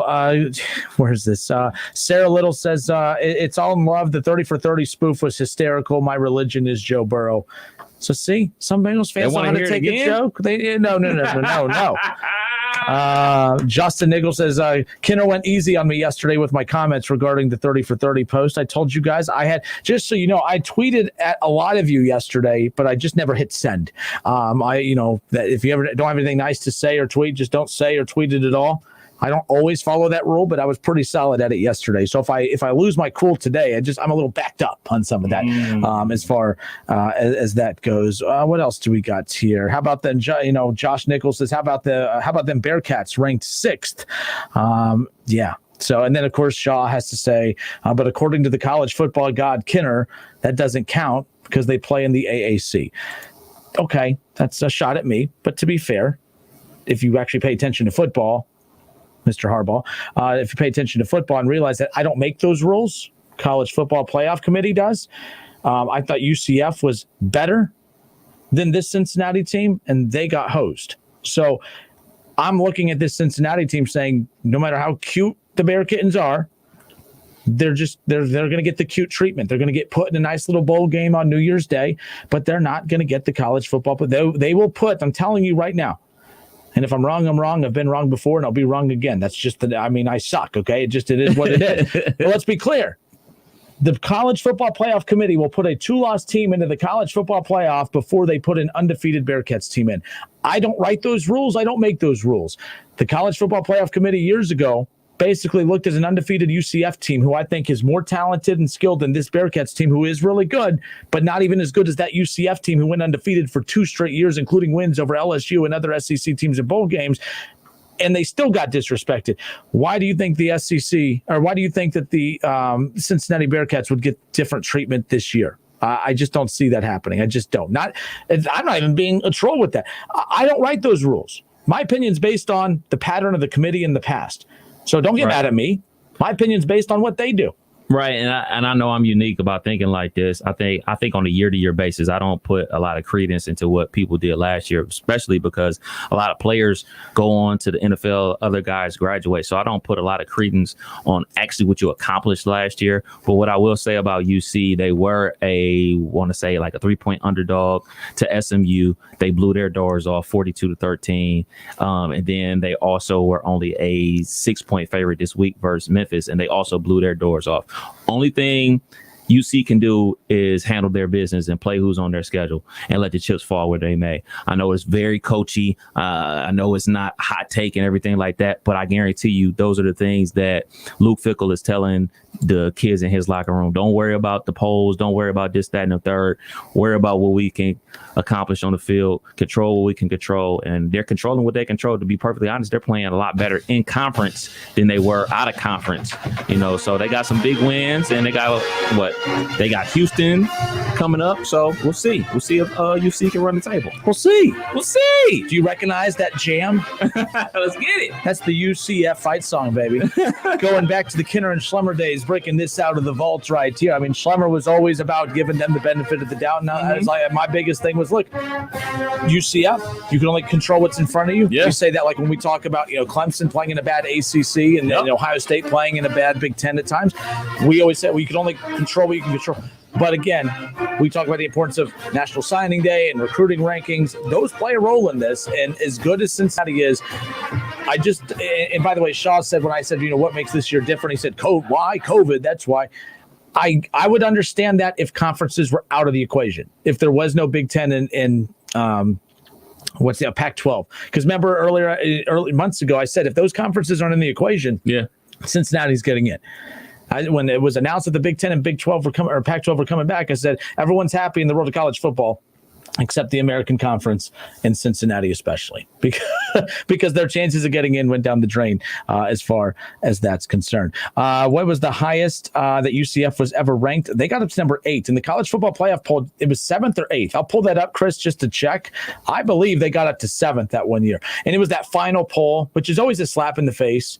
You know what I mean? Like when we're going to finally give you the respect for going undefeated for 2 straight years, including bowl wins over SEC teams the last 2 years.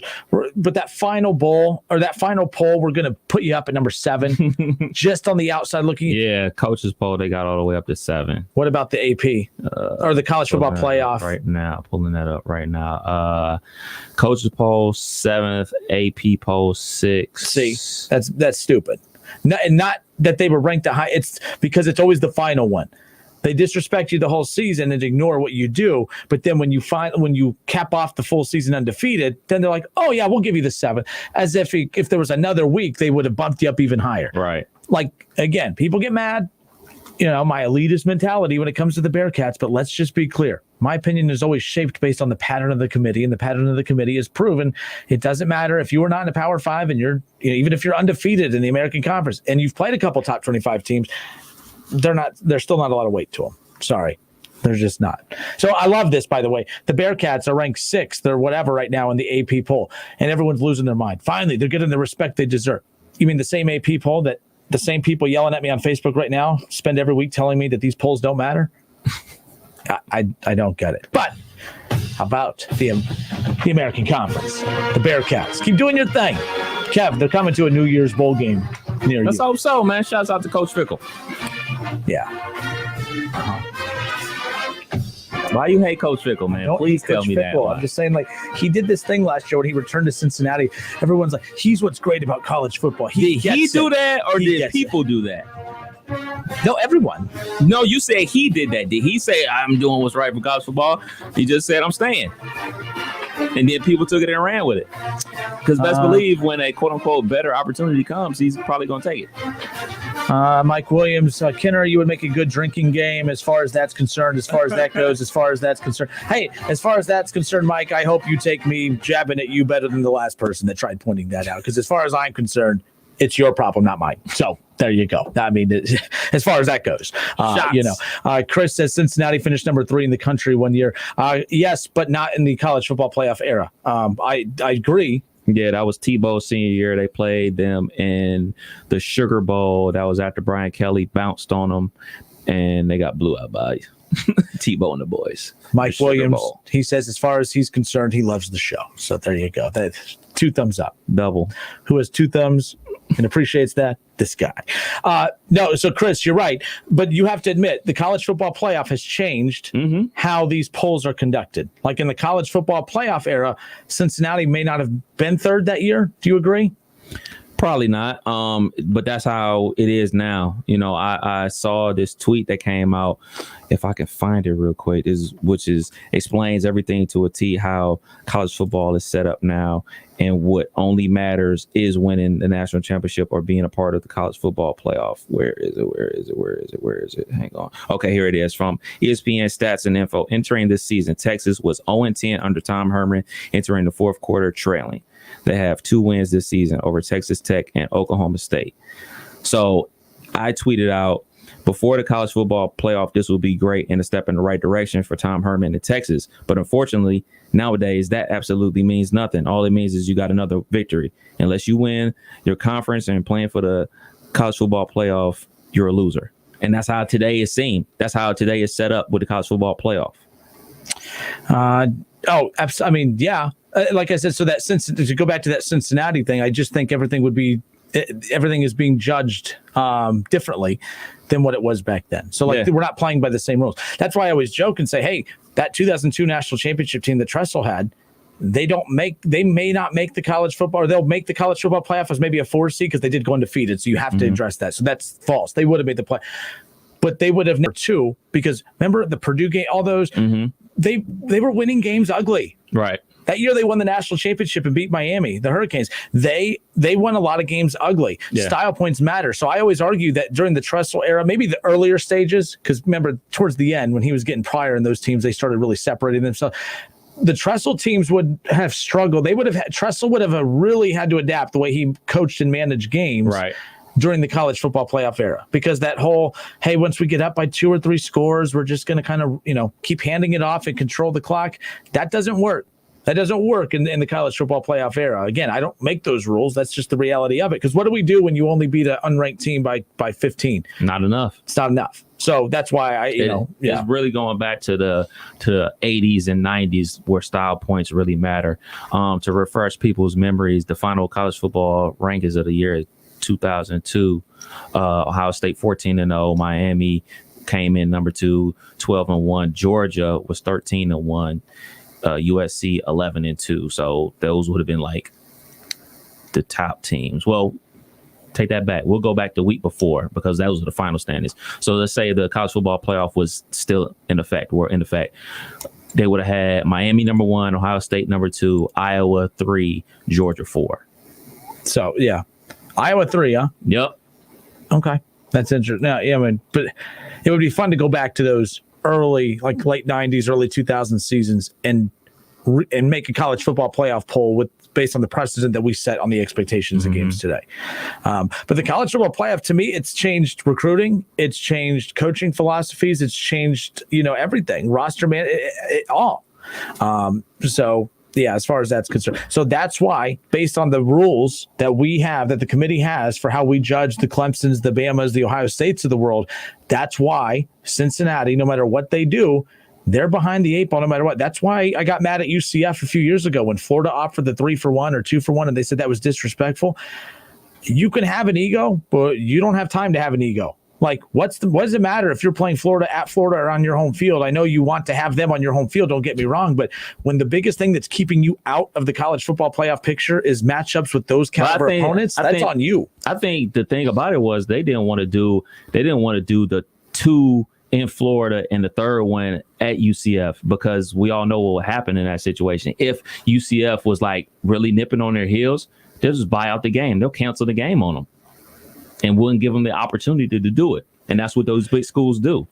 Because you just buy them out. Yeah, just buy them out. Like, so I don't think it was like necessarily like, all right, we're going to do 2 at your place, 1 at yours. But let's do 1 at your place, our place, and then back to yours. Let's make sure that wasn't the problem. Happens. To be fair, I do remember, because when Schlemmer and I had this conversation, I remember the press release that was put out. Not the press release, it was a quote from him, that he was upset saying that UCF had built their program to the point to where they didn't feel it was right to have to agree to do the 2-for-1s and 3-for-1s. And maybe in the back end of that conversation, it was about the placement of their home game. But the athletic director for UCF refused to sign the contract because he felt that UCF was too good and it was disrespectful to them to have to sign a 3-for-1 deal. So I agree with what you're saying, and maybe that was the case, but that's not what we were made privy to through his quotes in the media. So it's interesting as far as that goes. Hey, look at that. It's 5 o'clock. We're going to step away for a few moments. You're listening to the Justin Kinner Show with Kev Nash right here on 1410 ESPN Radio. Ohio State 2-0 beats Penn State.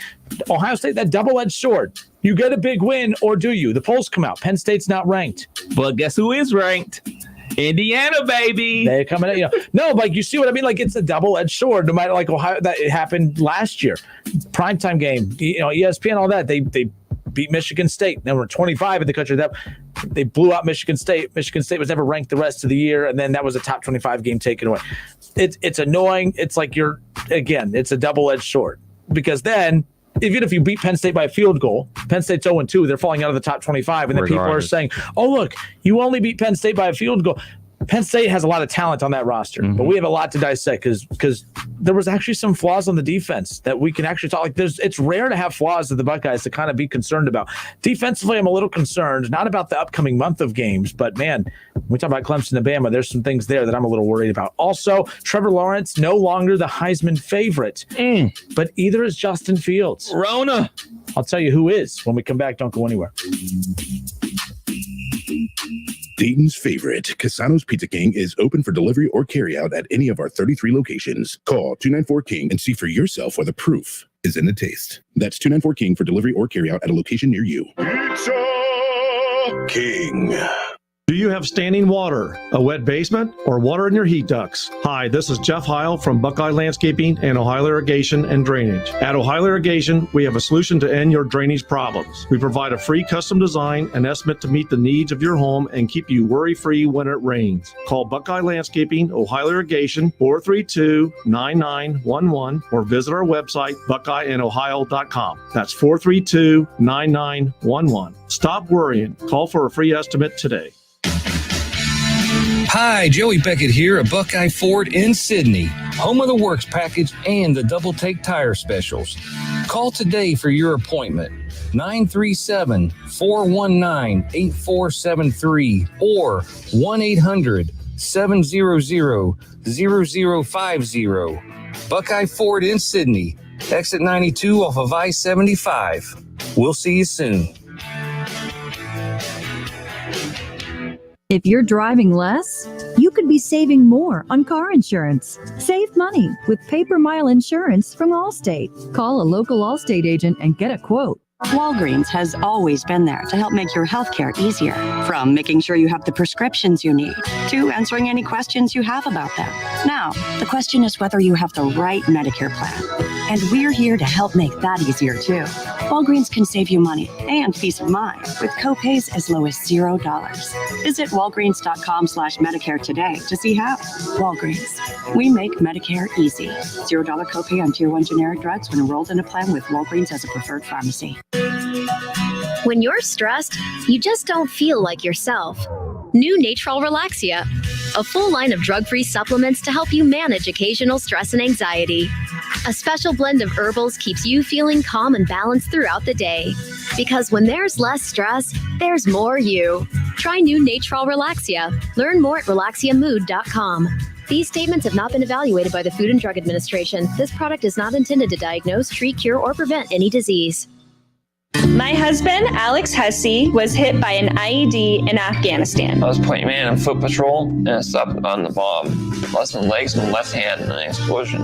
DAV helps veterans of every generation to get the benefits they've earned. To see Alex learning to snow ski, that's life-changing. With the right support, more veterans can reach victories great and small. This has meant so much. Thank you, DAV. Support more victories for veterans. Go to DAV.org. It's time for some straight talk. Look, we all drop our phones. It happens. You fumble it, crack it, splash it. Well, Straight Talk Wireless now offers this new Platinum Unlimited plan that includes phone protection. Just $65 a month for unlimited talk, text, and data, plus 20 gigs of hotspot, 100 gigs of cloud storage, and more. All on the best network. Straight Talk Wireless, no contract, no compromise. See Mobile Protect terms and conditions at Asurion.com/Straight Talk. Limitations and exclusions apply. Other banks charge fees on savings and checking accounts. Doesn't sound good, does it? Capital One reimagined banking. So it sounds more like this. With Capital One, you can open an account with no fees or minimums in 5 minutes. Get started now at a Capital One location or online. Sound good to you? This is banking reimagined. What's in your wallet? For consumers only. Approval required. Offered by Capital One and a member FDIC. Copyright 2018 Capital One. I like a bed that's really firm. I need something a little softer than that. Rest easy. With the Sleep Number 360 smart bed, you can both adjust your comfort with your Sleep Number setting. Can it really help me fall asleep faster? Yes, by gently warming your feet. Okay, but can it help keep us asleep? It senses your movements and automatically adjusts to keep you effortlessly comfortable. Sleep Number, proven quality sleep is life-changing sleep. And now, during our Veterans Day sale, save $1,000 on the Queen Sleep Number 360 Special Edition smart bed, now $17.99. Only for a limited time. To learn more, go to sleepnumber.com. Staples helps your business go big with everything you need at amazing prices. From office essentials like paper and ink to health essentials like masks and sanitizer. Save big at Staples. Tune in to the Justin Kinner Show with Kev Nash. Weekdays from 3 to 6 p.m. on Dayton's ESPN radio station, 1410 Wing AM. Or stream it live at wingam.com. It's the ESPN Dayton hashtag We Want to Get Paid Cash Contest. Be listening every hour for the word that wins and enter it at wingam.com. WING 1410 Dayton, Dayton's ESPN Radio. It's the Justin Kinner Show, live here on ESPN Dayton, 1410 Wing AM. Tweet the show at 1410 Kinner or give us a call at 457-9464. We now send you to the Wing Studios in Kettering. Here's your host, Justin Kinner. All right, everybody, we are back right here on Dayton's ESPN radio station, 1410 Wing AM. A lot to get into here in this third and final hour. We're going to get into some college football talk. How about this? The All-State Playoff Predictor, according to ESPN. Who do you think has the highest % chance of making the college football playoff? Ohio State. No, just one. Which team out there do you think has the highest percentage to make the playoff? Ohio State. Alabama. Ohio State. Ohio State, Clemson. So Alabama comes. No, that's not my opinion, folks. I'm reading this. This is Paul Saban with ESPN Analytics. All-State Playoff Predictor. The All-State Playoff Predictor has Alabama leading the way with 87% of the votes. Ohio State, Clemson coming in at 75%. Who do you think would be coming in at number 4? This is interesting. Considering the news from last week, I would have bought into this more before last week, I guess. Notre Dame? Wisconsin. No way. They're not going to play enough games. You need 6. They ain't playing 6. You've missed 1. They're not playing this week. They're going to miss 2, and then they'll have 5 more after that. Not going to happen, bro. They're like, oh, no, we don't want to get into Why do you think they're not? But, that's 2 weeks. No way, dog. I don't think it's gonna happen, man. Like they're up to 25 cases on the football team, not just players, not just coaches, the actual people on the field. I get that, but you're playing during a pandemic. It's the Big Ten's handled this poorly, as we know. But I still for me, okay, you missed last week's game, you're missing this week's game. You missed all of last week. That's going to be more. That's going to be 20 plus days. I guess I keep forgetting that you're right. Hold on. You're right. The Big Ten's model is different than everyone else's. Yeah. That's a lot of players missing 21 days. Yeah. Okay. All right. You're right. No. From that perspective, I keep thinking like everyone else who's only missing 14 days, which is still a lot, but 21, that's brutal as far as that's concerned. Georgia comes in at, so Wisconsin at 47%. Georgia 24, Notre Dame 22. How about Oregon, USC? BYU and Oklahoma State coming in. All in the bottom half of that, a chance to make the playoffs. So. And another reason why I don't think Penn State, Wisconsin will be able to make it, let's just say they are able to get on the field and finish out the season or whatever. I think their last loss is going to be to Ohio State. I can't see them putting the team that has that last loss on their record into the college football playoff. Wisconsin, their last loss will be to Ohio State in a perfect setting. We're expecting Ohio State to run the table, so Wisconsin will have to play Ohio State. Teams can be forgiven for losing in a title game. You have to lose a certain way, of course. Competitive, field goal, one possession, that type of deal. But you're right. There's too much going. I'm surprised at the percentage. At first I wasn't, but you're right. With all of those things going on, that's a very high percent. Penn State is no longer in the equation. Either is Michigan. I was ticked on Saturday. Now, Byers and I had this conversation yesterday on the tailgate show at Frickers about, I was like, hey, listen, I didn't want Penn State to beat Ohio State. I never want Michigan to beat Ohio State. But my goodness, act like you belong. Like, you know what I mean? Like, I don't want to beat another dead horse as far as this is concerned, but you got to understand, if you're Jim Harbaugh in Michigan, you got to start doing your part in this conference. It's embarrassing. Penn State, Michigan, you lose to Michigan State, which on any other year, I'm like, okay, you know what? It's Michigan State. That's not the worst loss in the world, but you are expected to beat your rivals. Now Jim Harbaugh is 1-6 against his or 1-5 or whatever against his rivals in Ohio State and Michigan State. What is wrong with you? Like it's not just that you're the highest paid coach in the Big Ten. You're the third highest paid coach in all of college football. You have got to do your part. This conference needs those teams at the top to carry their weight, because you can't look at the SEC and say that those teams aren't doing their part.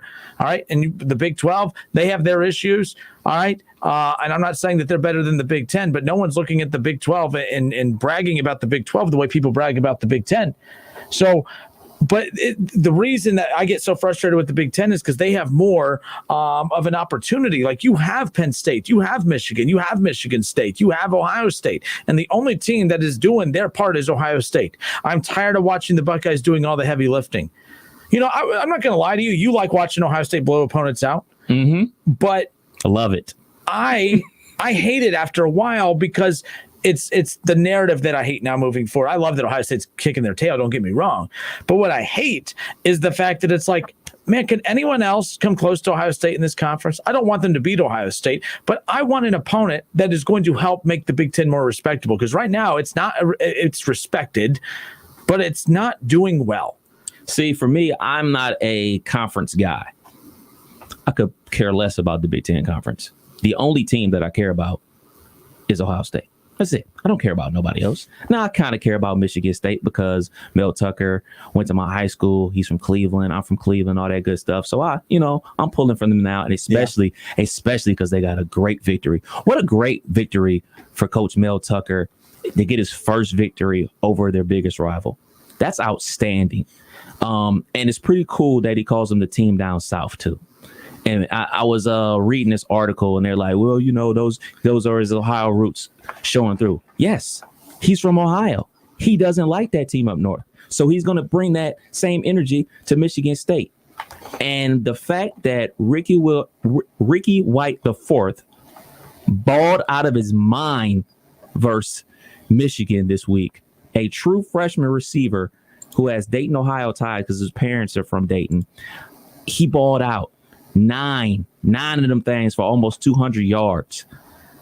What in the world is Garrett Wilson going to do to them? What in the world is an experienced Chris Olave going to do to that defense? Like, it's the same problems that Michigan continually does. Like, they think this is 1985 running a straight bear front defense and running man-to-man. You got to run man-to-man with zone principles, man. You got to run these type of defenses. You can't be so predictable on defense where they can basically Lombardi, a dude who couldn't complete a pass in week 1 versus Rutgers, is basically throwing jump balls to a dude that weighs 160 pounds. Mm-hmm. Like, yo, do something, man. And the fact that Milton, who looked great in their opening victory against Minnesota, who I was utterly impressed by the way Michigan looked in week 1. They totally went away from what he was doing good last week. Like, it was almost like watching Ohio State play Purdue, where we threw 70 something times. Milton threw the ball 50 times. 50. Why are you throwing the ball 50 times, man? That is ridiculous, man. I'm not on the fire Jim Harbaugh train. I've stopped that. Whatever. Y'all want to keep them, fine. It don't make me no difference because my team wins anyway. So y'all want to keep them. But I want to salute and give credit to Mel Tucker and Sparty. They are my second favorite team in the Big Ten now. I am rooting for them desperately. These are the type of wins that gets Michigan State back to that realm where they actually beat Ohio State in the Big Ten championship game, where that can pull in recruits. I can't explain how big of a win that was for Michigan State. I know everybody wants to look at the loss impact for Michigan, but I'm very happy for Michigan State and Coach Mel Tucker. Absolutely. And two, you got to think about when he was hired back in February. Woo! When's National Signing Day? Weeks before. Yeah. You're late to the party. Right. Every excuse, and to be fair, that is one reason I believe Luke Fickell did not go to Michigan State. Absolutely. The timing, Michigan State, this is why earlier to my point, when everyone was like, oh man, Luke Fickell. And by the way, there's nothing wrong with going back to Cincinnati. Luke Fickell made the right decision, technically. I said, look, I'm not going to give Luke Fickell credit for turning down Michigan State to go back to Cincinnati because the timing of which the job became open was garbage. National Signing Day was, in the rearview mirror. You were behind the 8 ball. You had no recruits. If you would have came in, the job Mel Tucker had to do, D'Antoni was not doing a good job as far as recruiting was concerned anyways, especially down that tail stretch. So it's not like he had to come in with all this pressure of trying to keep a good recruiting class together. Luke Fickell would not have even had a good recruiting class to keep intact. Luke Fickell was smart to keep his brand strong and return to Cincinnati, where he was going to have a better chance at winning games and competing for a possible playoff spot and good bowl games. Mel Tucker doing what he's doing, I argued before, just because with his experience and everything else along those lines, that he was the better hire for the long-term situation there. And again, that's one hell of a way to come into the Big Ten and to do what he has done. They could flip and flop the rest of the way through the Big Ten. Right. But that's a excellent welcome to the Big Ten, welcome to Michigan State type of victory over your rival, especially. I was a big fan of the Mel Tucker hire as well. I thought that the Big Ten needed a little kind of punch in the coaching as far as juice is concerned. And I definitely think it's a revamped coach. It's not the Big Ten we grew up watching. With that. It's all new coaches. It's so young and fresh now. But now we need to start to see guys. We're seeing Ryan Day pull away from everyone else. But right now, someone else needs to step up. Maybe that's Mel Tucker. I'm not going to put the pressure on him in year one. He got hired after National Signing Day. The recruiting class that Michigan State had wrapped up was garbage. Right.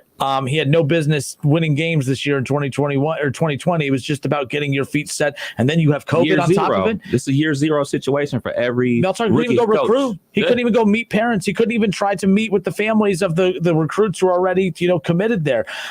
Mel Tucker was running uphill with crap rolling down to him, and he got to the top again. Lots of football still left to be played. It could still be a bad year, but this will be the win that they look back and say, "Oh man, that was that staple win as far as that's concerned." Yeah, you think about it. The opening week loss to Rutgers. Who loses to Rutgers? So I got to be perfectly honest, man.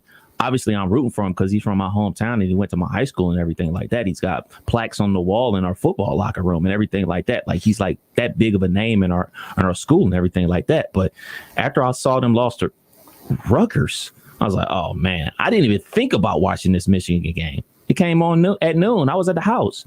I didn't even turn it on until the second half because I was like, dude, Michigan's going to blow their doors off. I don't want to watch that.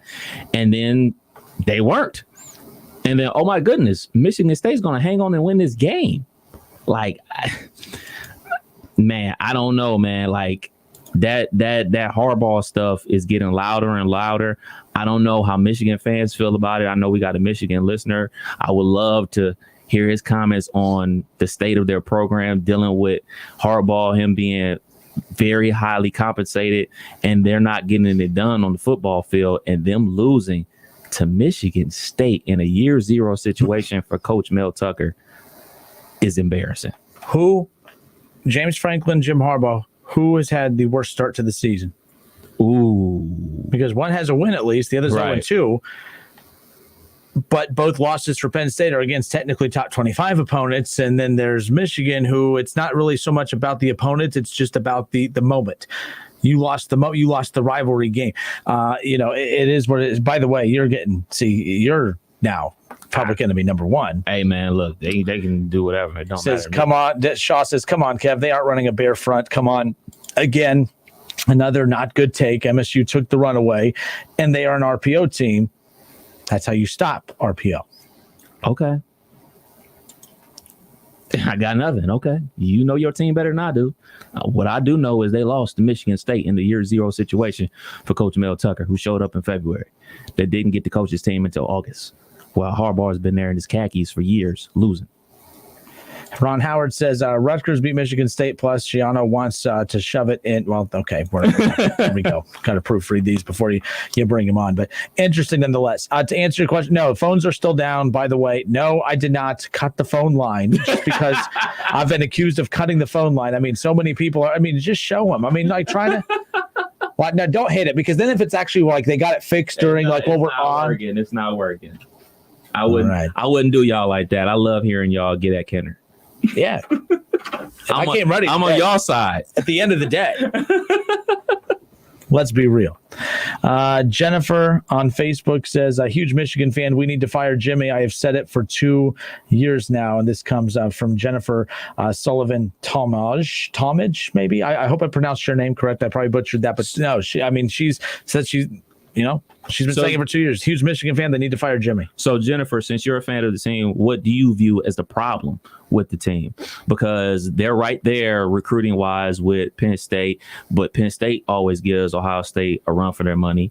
And these losses to Michigan State, these losses to Ohio State, I just from the outsider perspective, I just see it as alarming. I don't know how a fan would feel about it, but that's the question I would have for Jennifer and any other Michigan fan. What else we got here? I'm going to continue to go through these and we'll continue to get to this. But yeah, very interesting weekend in college football. How about Clemson? I thought was going to go down, and I was really pulling for Clemson to lose because I wanted to see, and the committee was freaking out. Because, and I'm going to get to this when we come back, but if Clemson would have lost, I still would have been advocating for them to be the number 1 team in the country today. Oh, Lord.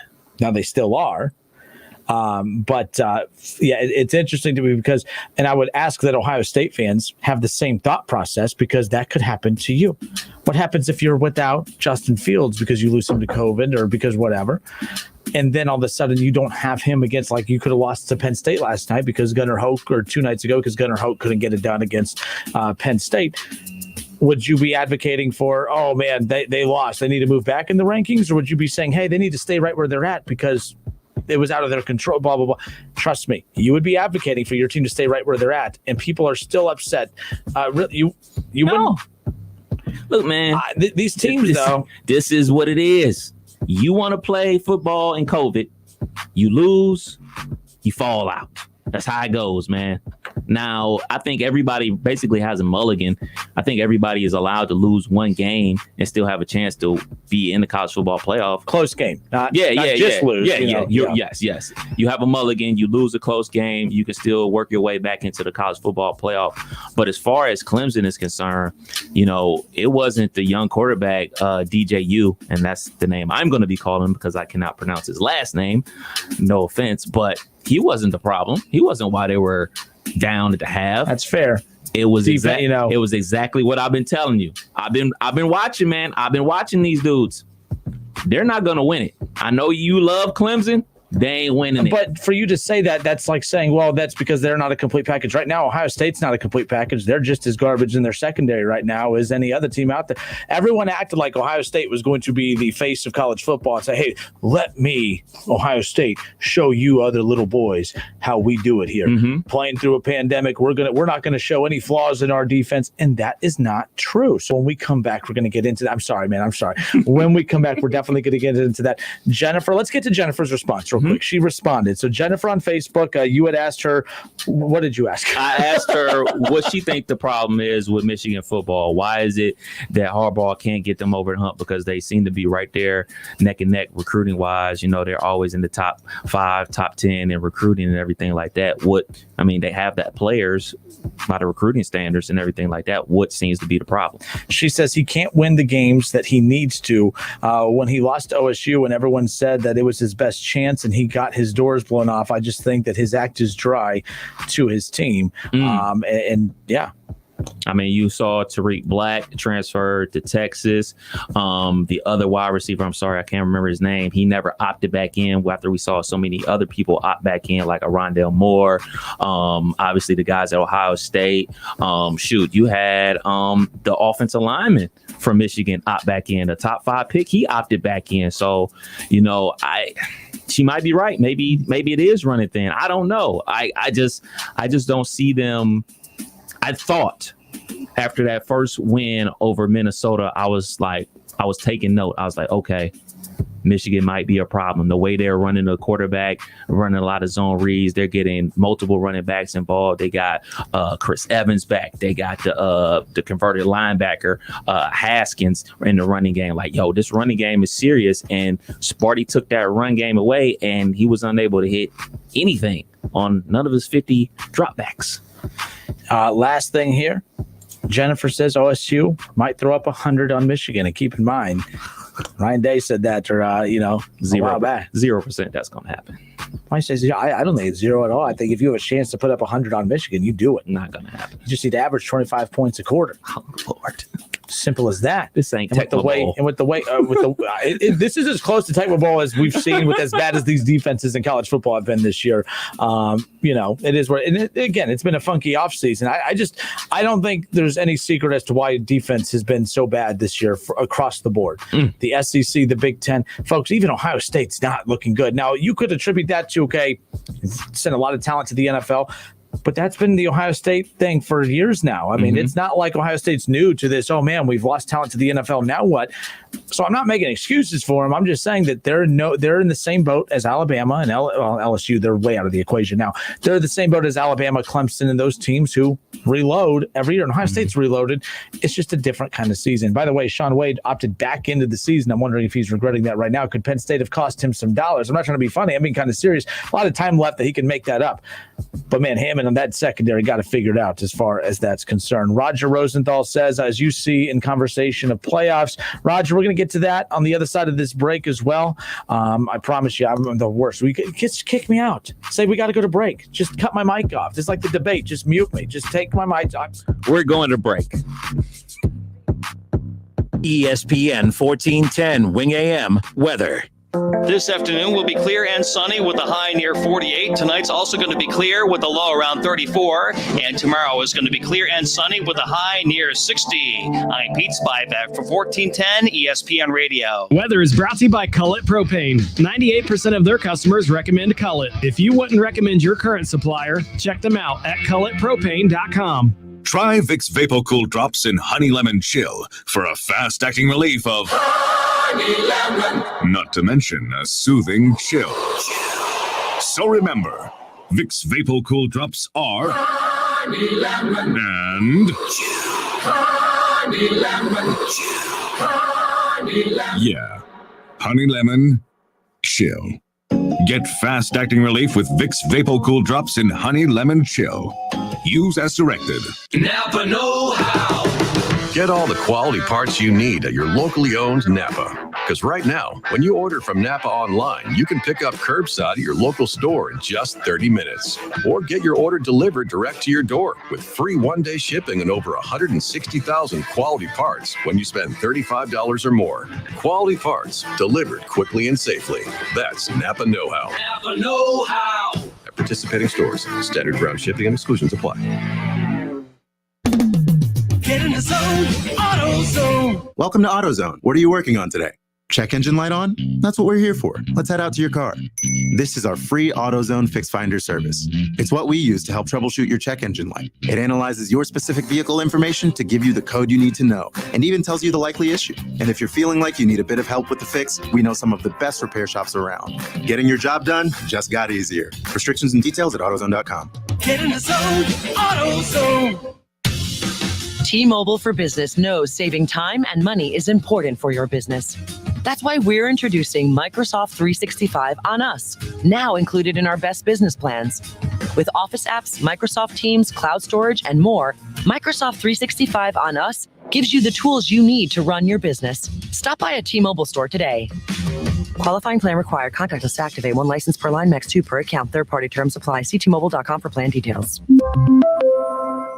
Welcome to Pipestone Golf Club with a 4-star rating from Golf Digest and recognized as the best course to play. Pipestone is a favorite in the Miami Valley. The Arthur Hills design masterpiece is carved into the sweeping foothills and ancient oaks of southwestern Ohio. The course provides a quality challenge to golfers of all levels, and everyone is welcome. Be sure to call for a tee time, then bring your friends and play America's greatest game on a golf course that truly sets itself apart. Pipestone, a great golf experience. Hey, here to tell you about my friends at Cordell Transportation, now hiring Class A CDL drivers for new Home Daily dedicated lanes. That's right, Home Daily, earn up to $1,620 per week. A $2,000 sign-on bonus, medical, dental, vision, company-paid life insurance, outstanding new equipment, and no-touch freight. Call Cody, 937-277-7271, or apply at CordellTransportation.com. Driven to succeed. For the one standing guard. For the eagle-eyed. For the knights in shining armor. And for all those who support them. We are Grainger, your experienced safety partner, offering supplies and solutions for every industry, committed to helping keep your facilities safe and your people safer. Call clickgrainger.com/safety or just stop by. Grainger, for the ones who get it done. Napa know-how. At Napa, you can get 20% off 3 or more items with the $4.99 Napa tool bag. Yep, 20% off power tools, 20% off wipers, 20% off oil, and more. It's a whole bag of tricks. Well, actually, it's one trick over and over again, but it's a good one, saving you 20% on 3 or more items. Quality parts, helpful people. That's Napa know-how. Napa know-how. At participating locations, exclusions apply. May not be combined with other offers. Offer ends 11/30/20. What's in store this holiday at your local Staples? Decking the halls with custom cards and invitations. Staples makes connecting with clients and loved ones easy with hundreds of holiday templates you can customize and call your own. And now, for a limited time, get 30% off custom holiday cards and invitations. Some can even be printed same day.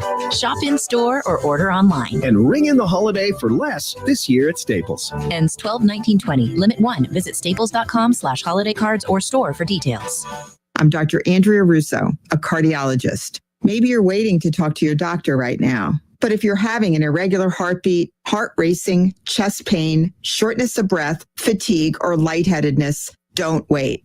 This could be a serious condition like atrial fibrillation, which can make you about 5 times more likely to have a stroke. If you're having these symptoms, don't wait. Talk to a doctor by phone, online, or in person. Brought to you by Bristol Myers Squibb and Pfizer.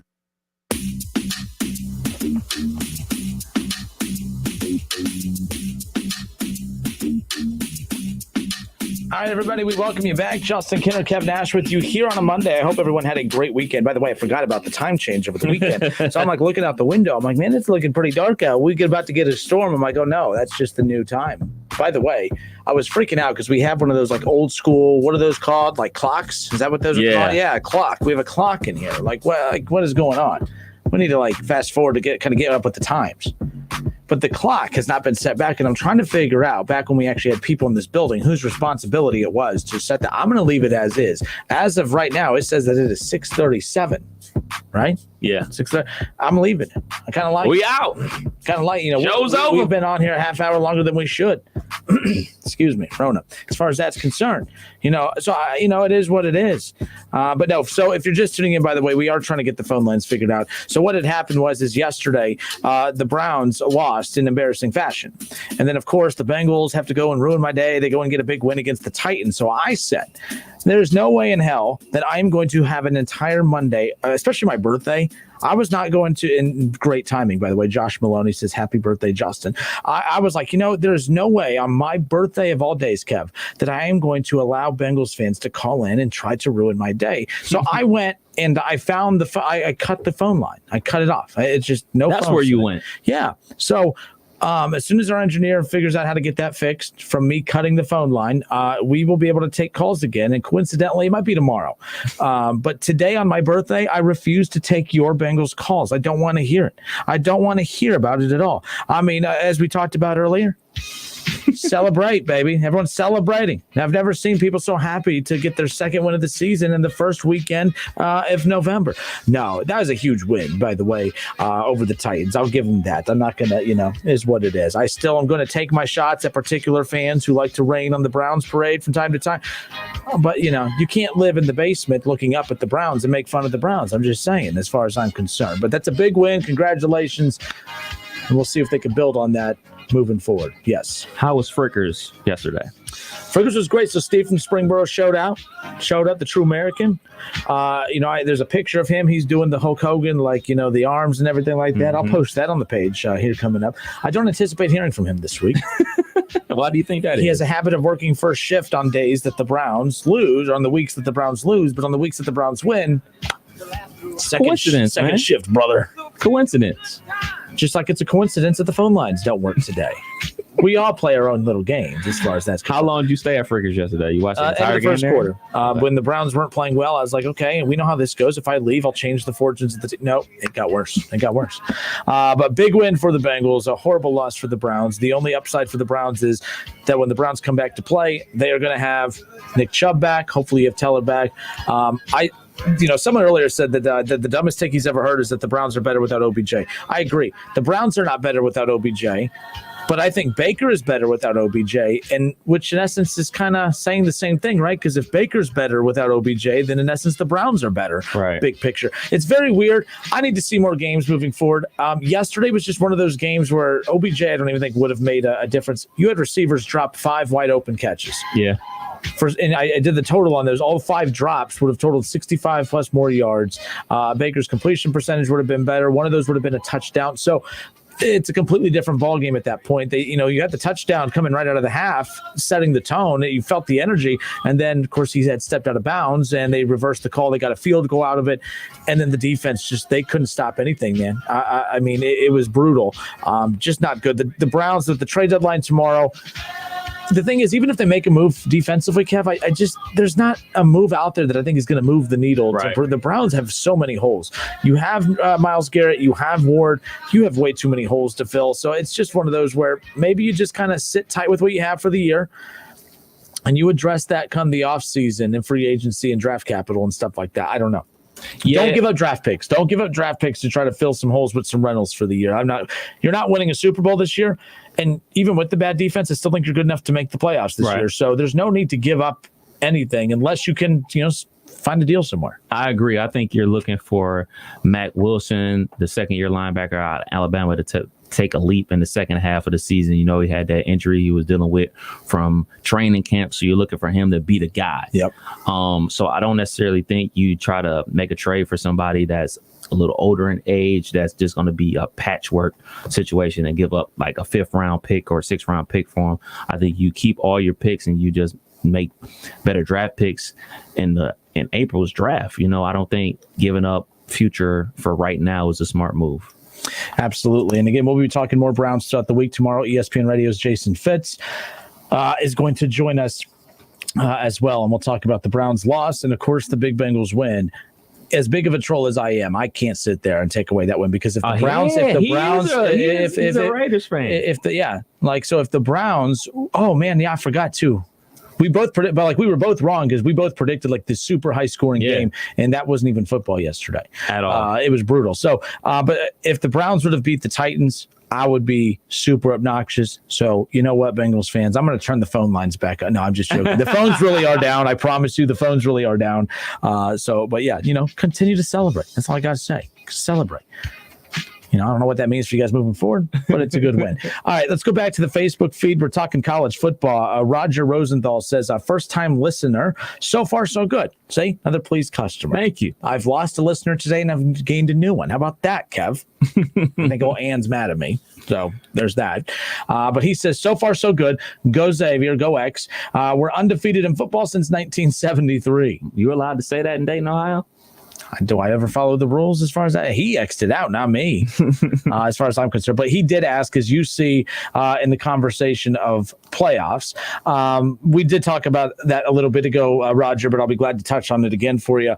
Unfortunately, see, people think I'm hating on Cincinnati by saying that they don't deserve to be in the playoff. I don't think I've ever said, well, kind of. There is a part of me that, to be fair, maybe I shouldn't word it as they don't deserve to be in there. But if I am one of those Power 5 schools that is playing a tougher opponent every week than Cincinnati because of the level of the conferences, yes, then maybe I am hating on them a little, saying they don't deserve to be in, because I think that the teams that are battling for that 4th spot, they have a little blemish on their resume from a loss that I think would not be there had they played in the American Conference. So that's where I'm at. So if Notre Dame loses to Clemson this week and they're battling it out for that 4th spot, to me, as much as I don't like Notre Dame, you can argue Notre Dame deserves technically to be in more, because if Cincinnati hasn't lost, would we be able to say that if Cincinnati had to run into a Clemson? So that's where I'm at as far as that goes. But Cincinnati, I don't believe, even if they go undefeated, it's making the playoff. Not because that's my opinion of it's mainly my opinion is based off history.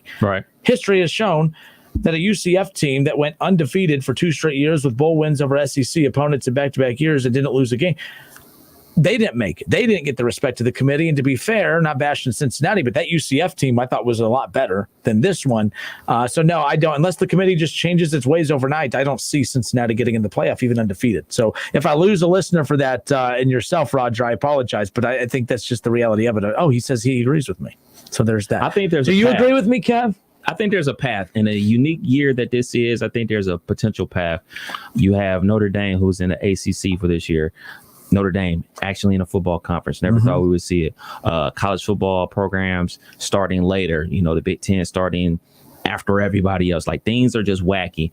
What's more wacky than having a Power 5 team in there, having a team from non-Power 5 in the college football playoff? I can potentially see a undefeated Alabama, an undefeated Ohio State, and an undefeated Clemson in there. Because if the undefeated Clemson team beats Notre Dame twice, obviously Notre Dame will be out.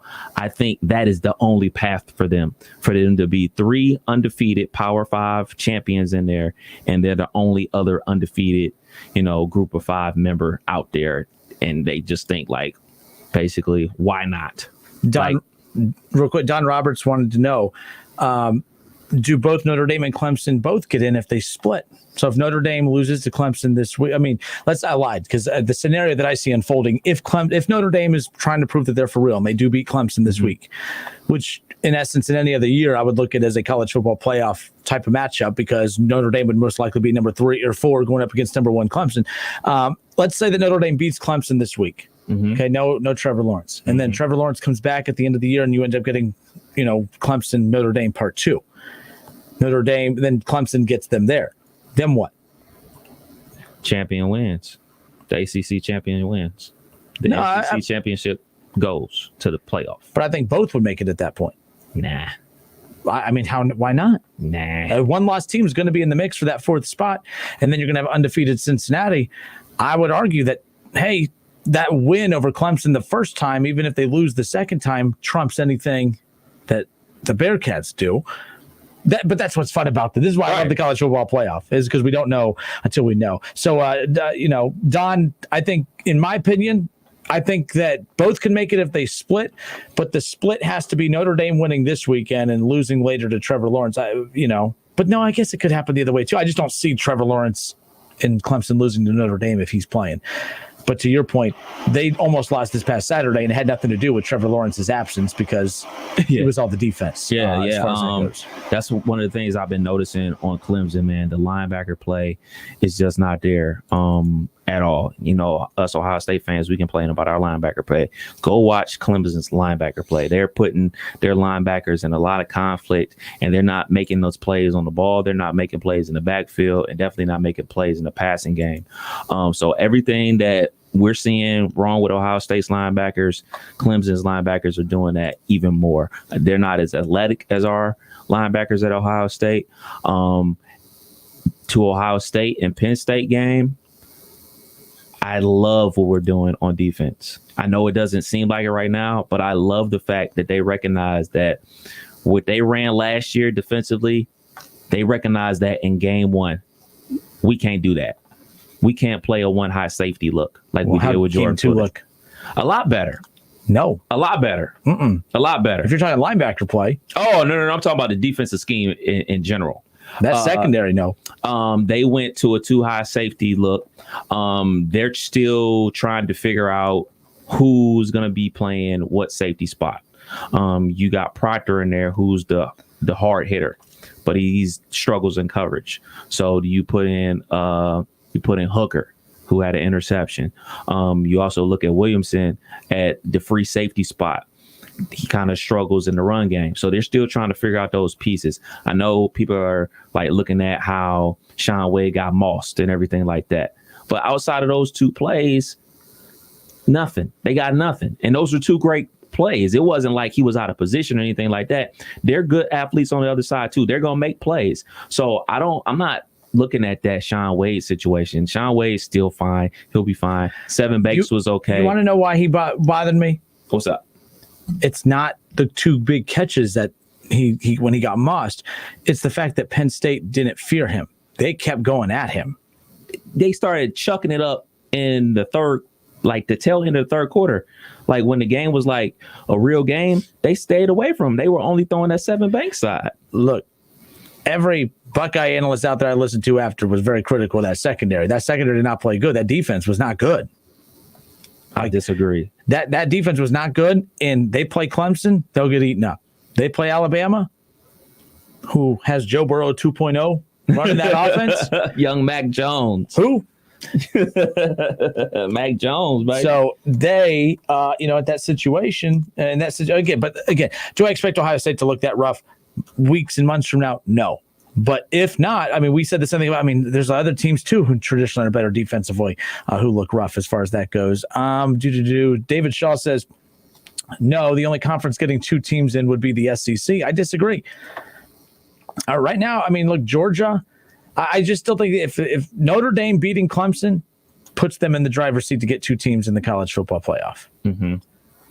But I also don't think that happens. So, but I'm just saying right now we'll find out. After Saturday, we'll be able to kind of definitively say that more, because if Notre Dame loses this weekend without Trevor Lawrence, I think that's a bad look for Notre Dame. Notre Dame can't lose this weekend.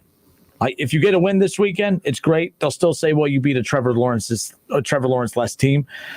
But then if you lose to them and then you beat them later, it's still, I don't know. I think it's interesting as far as that goes. But all right, we'll step away for a few moments. Again, no phone lines working. People are still messaging in mad about that. Don Roberts, by the way, says Indiana is the biggest threat to the Buckeyes. Who would have thought?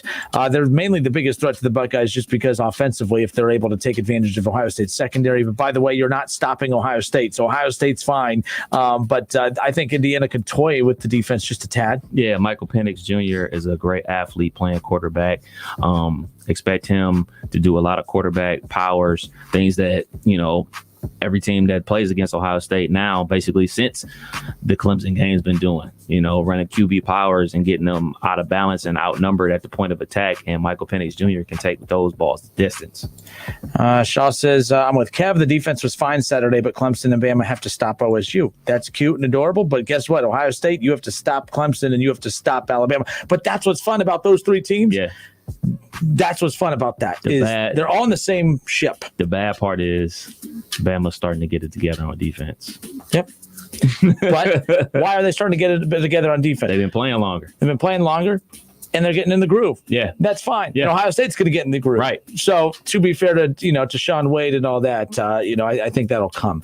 But the best part is November's cake. November's cake. The biggest opponent, here's this. The biggest opponent that Ohio State has in the month of November is themselves. They have to fight up here. They got 3 opponents. They got Derona, Mental, and Indiana. And Indiana just for maybe a half a quarter. Hey, man, don't sleep. Don't sleep. Don't sleep. Respect your opponent. I'm snoring. Oh, stop. Respect your opponent. Stop. Nope. No. Don't respect your opponent? No, but Ohio, it's Indiana. No, you might be the only person in the history of the world outside an Indiana fan saying, oh, don't sleep on Indiana. Don't sleep. Sleep. Go to bed early. Don't sleep. DVR, watch it later. Do we even say DVRing anymore? Isn't that like an old thing now too? I mean, just record it, watch it. I don't know what you call it. No, I'm not. Look, stop. Okay, one last question before you go to break. If, I guess I'm an Indiana Hoosier fan now too. If Indiana beats Michigan this week, what happens? If what? If Indiana beats Michigan this week, what happens? Then Michigan's 1-2. Fair enough. David Shaw says Bama is starting to get it together against crappy teams. Of course, he says something else. Look, we can't always just attribute teams getting better to the opponents that they play, but at the same time, when Alabama gave up a lot of points and yards to a bad team, you ripped them. So if they're starting to get it together against, yeah. And by the way, there's only bad teams remaining on Ohio State's schedule moving forward in regards to when you put it in context of where those teams are versus who Ohio State is. So if Ohio State plays well against all these teams coming up, you're going to say the same thing about that. Well, it's easy to look better against Maryland and Rutgers and blah, blah, blah. But how about Tua's brother? Yeah. He looks pretty solid. Definitely. It was a very exciting game. I like the Friday Big Ten games. How about that? Because Maryland had all the eyes in the country on them that night.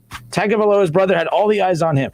Say what you want. I know, but traditionalists hate it. I'm not a big fan of Ohio State on Friday nights either. But you know what? It's Ohio State football. I'll watch it on Sunday mornings if I have to. Who cares?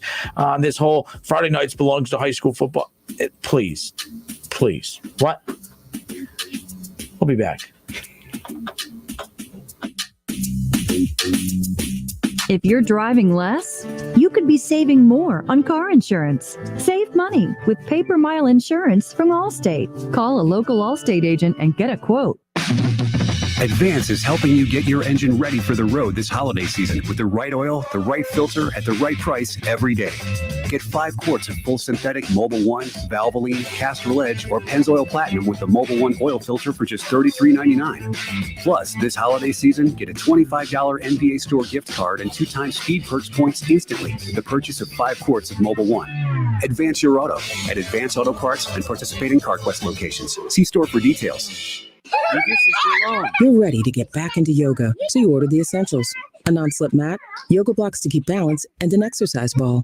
And you use your Bank of America Cash Rewards credit card, choosing to earn 3% cash back on online shopping and up to 5.25% as a preferred rewards member, which you put towards your most essential yoga gear. Noise-canceling headphones. Welcome. Take a deep breath.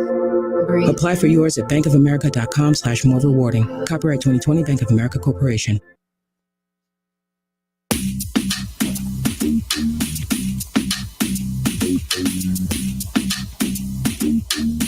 All right, folks, we welcome you back. A quick little time out there. Again, that wraps it up for us here today. Fun show. But keep in mind, I need everyone to understand this. I'm going to kill that. Charlie's management team is currently a team of 1. Yeah, I got a meeting, but you keep up you just pod that down. We'll just pod it down. We'll pretend that we're still in control here. Did Steve show up today? Did Steve show up today? No, he did not. I need Indeed. Indeed, you do. Indeed. The moment you sponsor a job on Indeed, you get a short list of quality candidates from our resume database. Indeed delivers 2.5 times more hires than the other branded job sites combined, according to Breezy HR 2019. Visit Indeed.com/credit and get a $75 credit for your first job post. Terms and conditions apply. Sorry about that. We're back up. Fumble. My goodness. Holy smokes. All right, that wraps it up for us today. Hope everyone had a great weekend, had a fun Monday. It's dark outside. The time changed. It's cold outside. It's just, I'm telling you what, I'm still a little hurt from the Browns. I had a good birthday, though, outside of that today. So that's so bad. We're going out tonight. We're going to get some pizza, bring it back to the house, watch some. Unfortunately, the Giants are on TV tonight. That's brutal. So there you go. And again, everyone have a good night. And again, at the end of the day, you're only 2-5-1. You haven't won a thing. The Browns are 5-3. The Browns are going to the playoffs, and the Bengals will still be at home with me and Kev watching like everybody else. 2-5-1 is not better than 5-3. Have a great night, everybody. Go Browns.